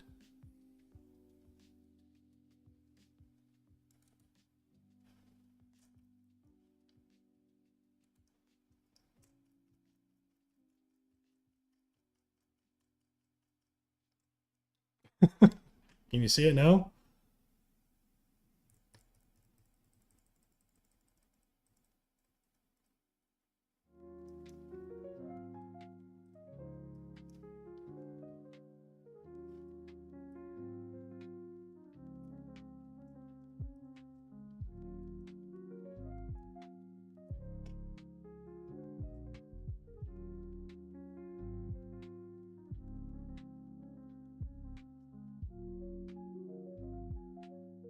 You can't see it, it's inside the server.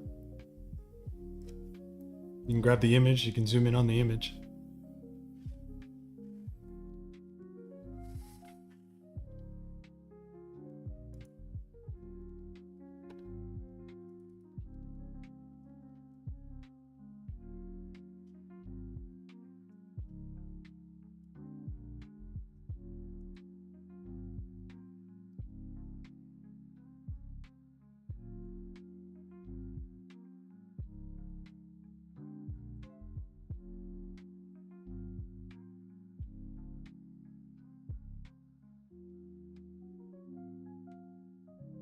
You might just have to market order on that. Son of a gun. Not here, just it literally just front right. It still hasn't tapped into that level. That's really what I'm looking for. You know, this is how me personally, this is how I develop like more like quote unquote sniper entries, if you will. Like waiting for levels to be respected and then going from there.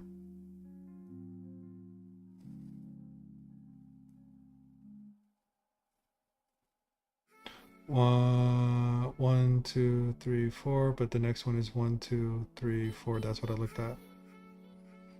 My only concern would be is if we flush down into this level right over here, which is 2026.05. Or excuse me, 2026.34. 0.34.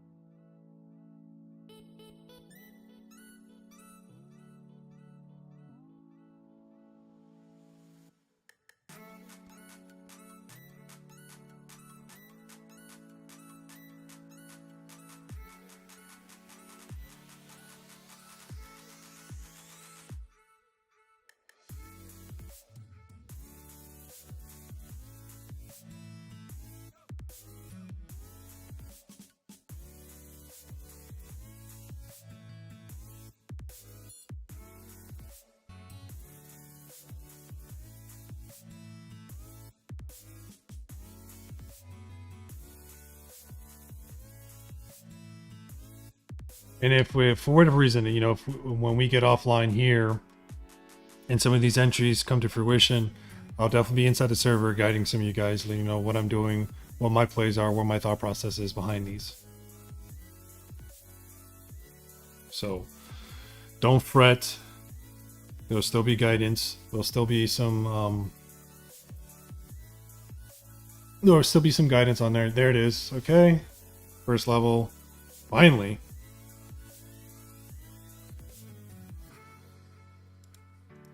I need to hold this level.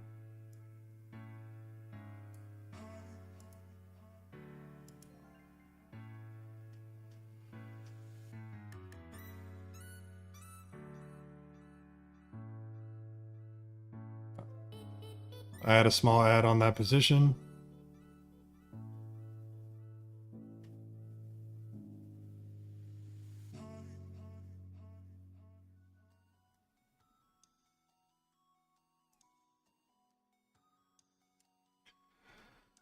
Let's see if this holds.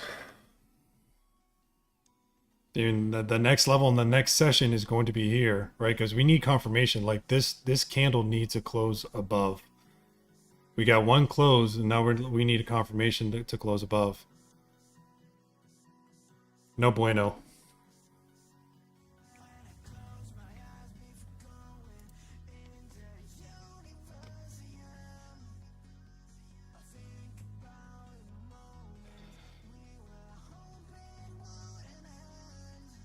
Really looking for a tap and go. Let's drill down a little bit harder here.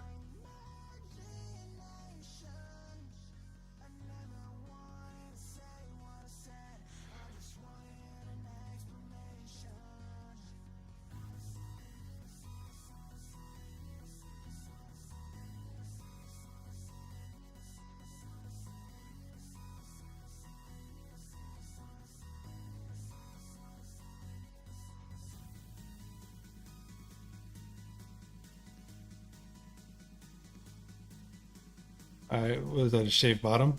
Do I have any other shaved bottoms that I need to be concerned with? Crap, right over here. 2019. I bet that is. That looks like it. Yep, right there. Right there. You're gonna come in. You're gonna clean that out. Yep, you're gonna clean that out.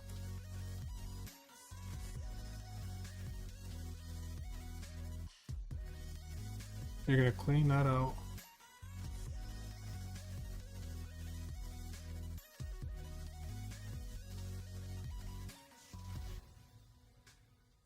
Bring it down lower.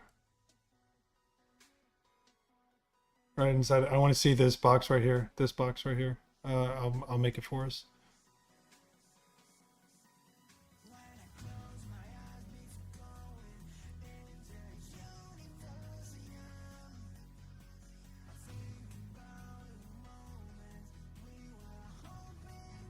My average is still fine so far. But if anybody took an entry there, you're probably seeing like, oh gosh, I'm in the red. Because mine was at 2028.33 and we're at 2028.51. So it's struggling to hold that area. But I'd still be looking for, if I'm looking for ads and I'm building my long, I'm looking for these levels right over here. Because I want to clear this little shaved bottom right over here. And actually I'll draw another box too, because I do have another pocket that's a little bit larger that sits right around 74% inside this area.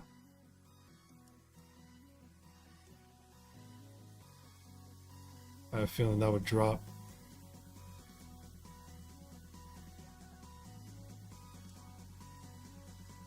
Right there.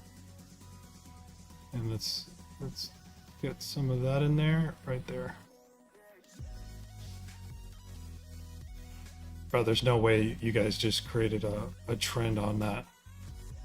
That's horrible. That's horrible.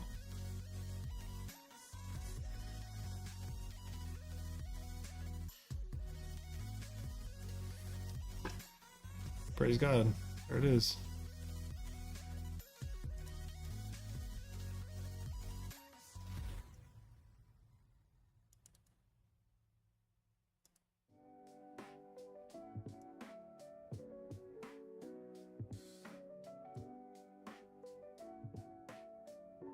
This is that session. Yeah, that puts us in these boxes I was just marking off for us. First level is going to be here. I guarantee it's going to come here. 2015. I'm going to set my stop below 2015. Where's my stop?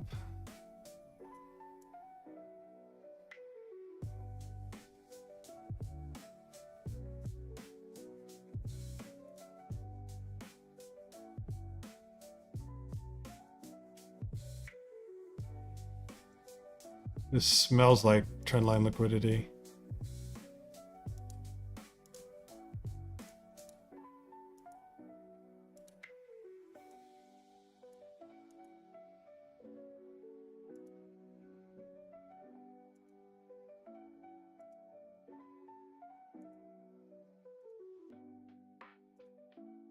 What? What are you doing?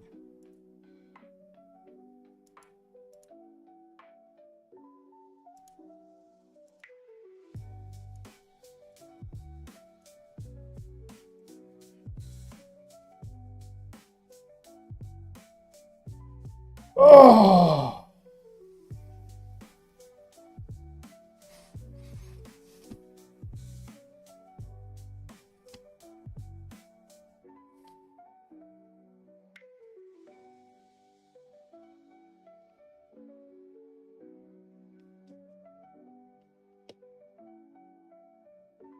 Yep.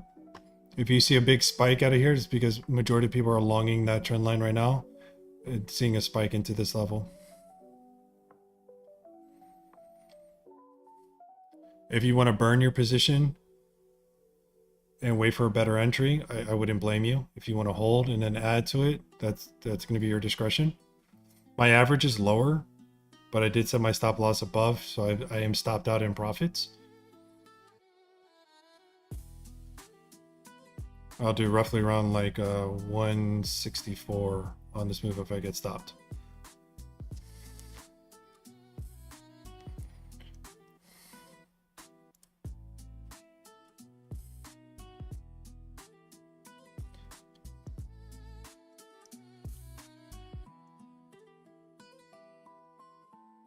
Did that clear that? It did clear that. Son of a gun.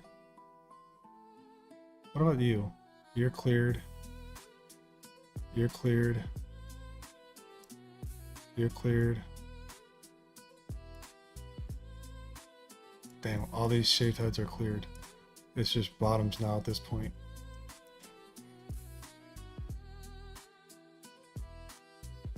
Impulse coming. Yeah, we got impulse brewing. Here it comes. Here comes that impulse.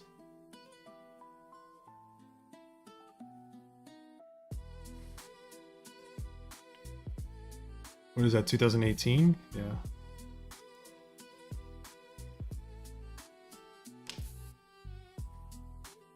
Not the sexiest of ads for me. So I was saying that's high risk in that area. But it's all good. Haven't printed a red dot just yet. Not just yet. I do have a curve in it, so caution to the wind. Come on, thrust down, thrust down, thrust down.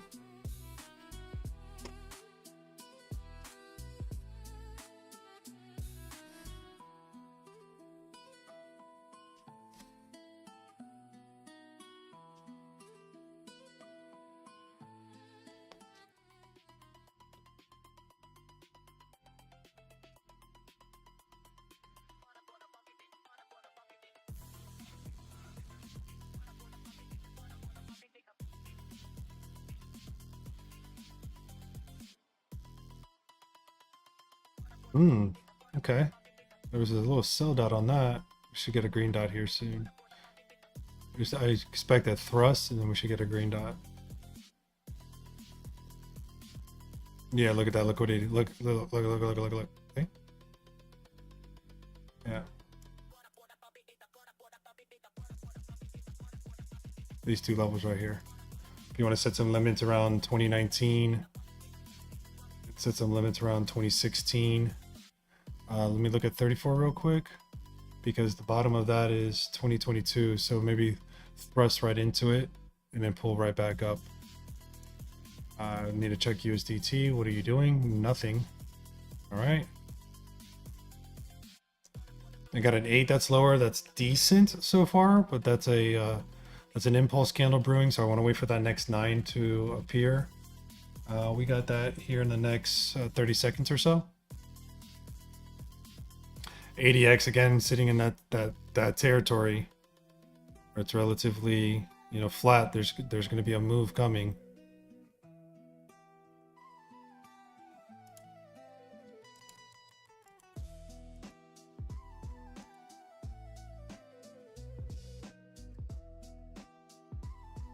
what I'm looking for.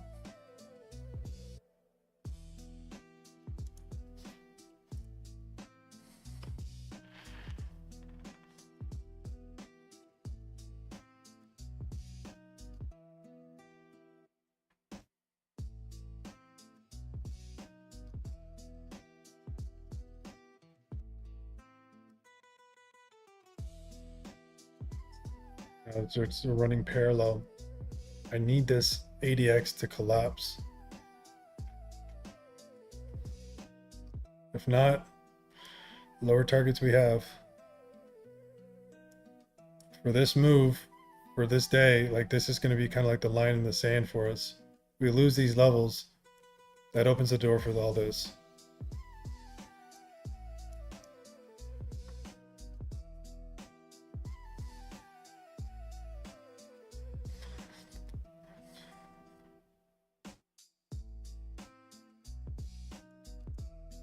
All right, you're going to try to change the setup phase.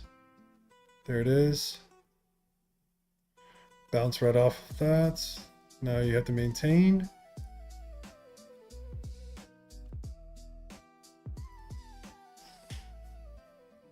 Maintain.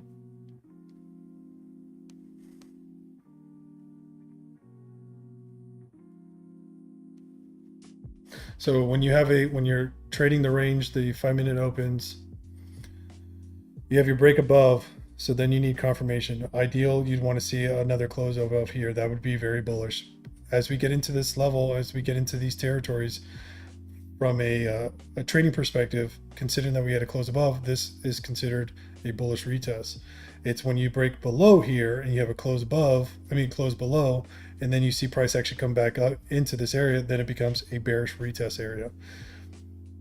So although we do have some neutral grounds here that are risky to trade in this area, the reason being for that is because you do have a close above it. We haven't had any closes above it until just recently.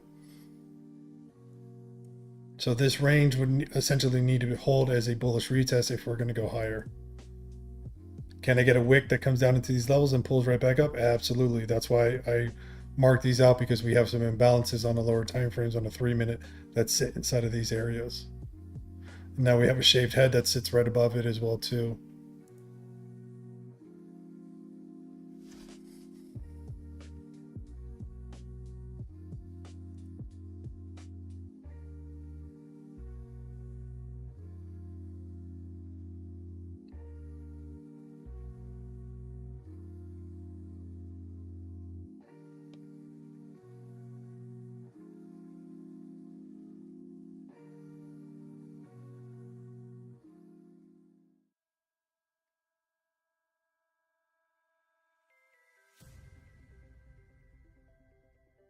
Very similar to what we were seeing over here earlier in the day when there's pretty much a dog fight that was going on over here to change the setup phase. We're going to see the exact same thing here.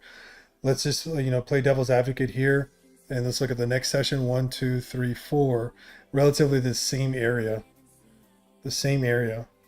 So even on the next session, the next 34-minute session, it really needs to hold above this level right over here. It's actually just going to be a little bit higher, which would be this body right over here. Actually, let me confirm that. I don't want to mislead. Actually, no, it's going to be the bottom. So pretty much the same area. This zone right over here. That's what needs to hold. If it, in fact, is going to go higher. It's a good pullback. Not out of the woods yet, because all I'm really doing is just clearing this imbalance right over here. And then I have another imbalance that sits right below it. So in this particular case, like if you're looking at trend line, and if you're operating off a trend line, you're looking at this. See, that's where you would scalp it. Or if you got back to a break-even area, that's where you say, okay, I'm going to de-risk. And then wait for the imbalance so that way you can go back in. So that way you're not sitting underwater. It's giving you an opportunity to de-risk.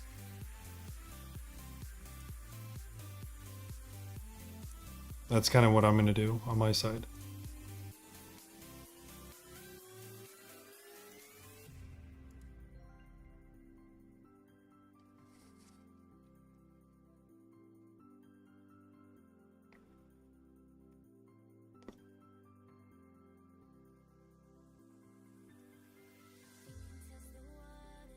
Because I want to see this get cleared. and I want to see this get cleared. This for sure will get cleared. Clearing this will, it could actually happen in one candle where it can clear both of these in one shot.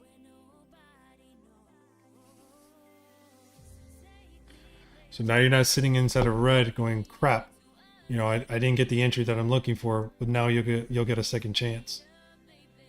You had an opportunity to de-risk it, de-risk the biscuit, and manage it accordingly.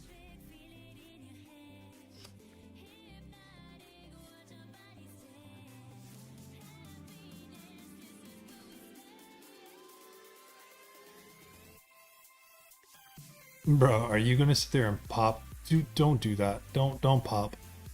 Don't pop.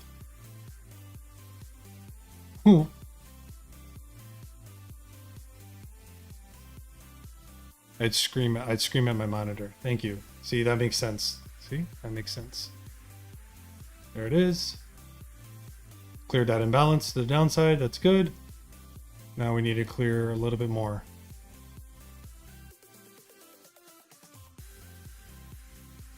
There we go.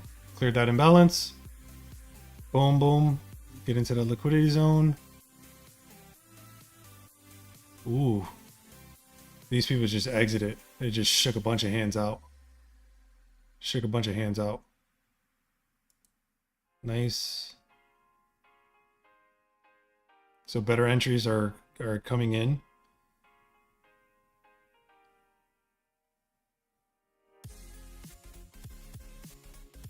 All that is cleared. I have a small little ad here.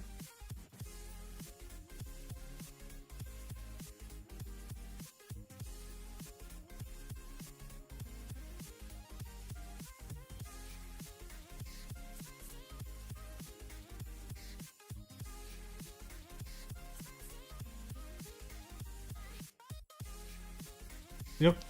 Took all that liquidity. Took all that liquidity. This is the next target that it's hunting.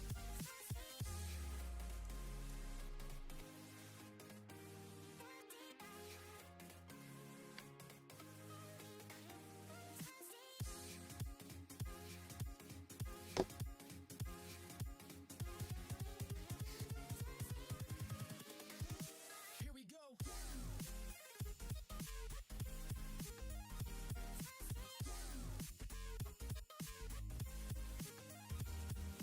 1, 2, 3, 4. Yeah, same level. Needs to climb back above here.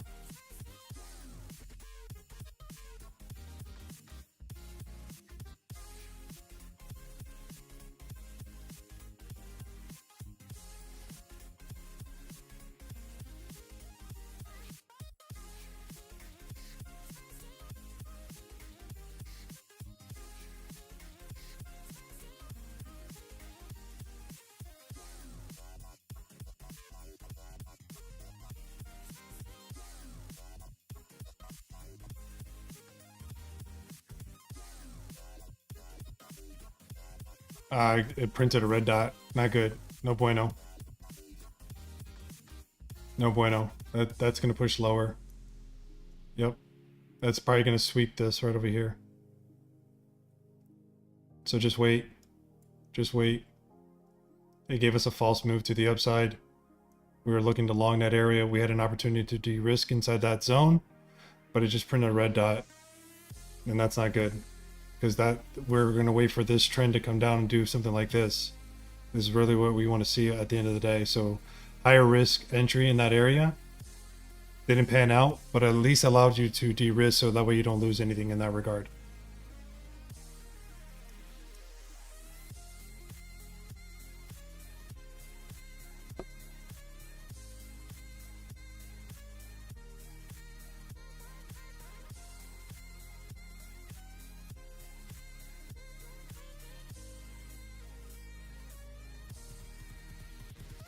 We got an impulse coming too.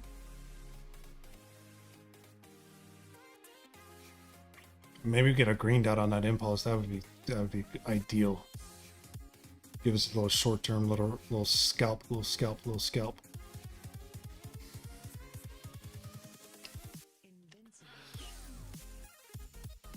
I know everybody's glued to the charts here, but you know, my time on here is coming to a close here soon.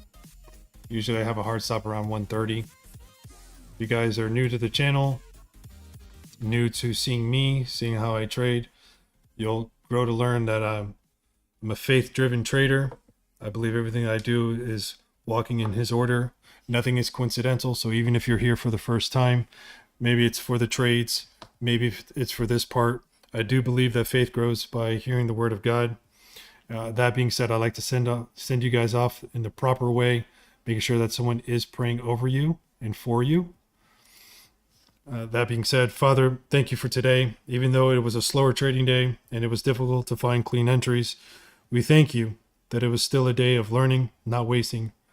Your word says, better is a little with righteous than vast revenues without justice. So Lord, teach us to value good process over constant action, wisdom over fear and missing out, and patience over forced trades. Thank you for the discipline to wait, for the wisdom to pass on bad setups, and for the reminders that today, that sitting on your hands can be obedience too.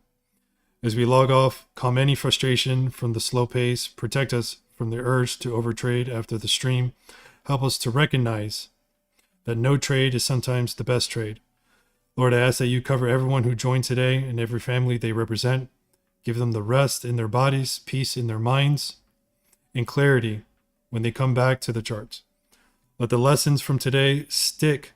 Better patience, better selectivity, and a deeper trust in your timing, not just the market's timing. We place this stream, our growth, and our next steps in your hands. I pray all this in Jesus' name. And everybody said, Amen.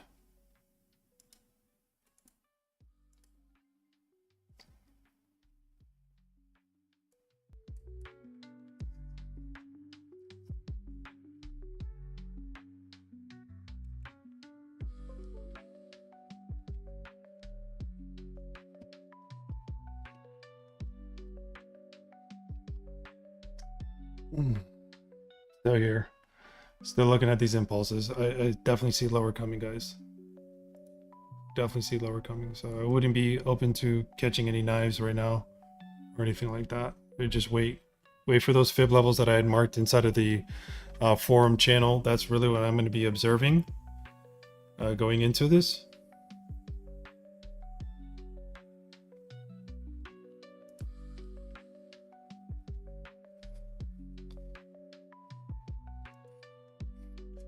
And as I log off here, as you guys know, slower day, but you can still be profitable at the end of the day by sitting on your hands because there's no loss of capital. Hopefully everybody enjoyed the stream today. Hopefully you guys learned something, were able to take something back with you. If you're new to the streams, again, the Discord server is inside of this chat. It's also on my Twitter, and you could also find it on my Discord handle as well too. So doors are open. We welcome everybody. All like minds, obviously trading, people that want to build themselves, build their strategy, build their psychology behind trading. This is going to be the place for you. As we do log off, like I said, be profitable in some of these trades. If you see moves and you are catching knives, good luck to you in that regard, but take profit, guys, because we definitely do have some lower targets that we could be tapping into. And above all, guys, above all, God bless you. Peace be with you as you go through the remainder of the day. I love you, and I'll catch you guys tomorrow. Peace.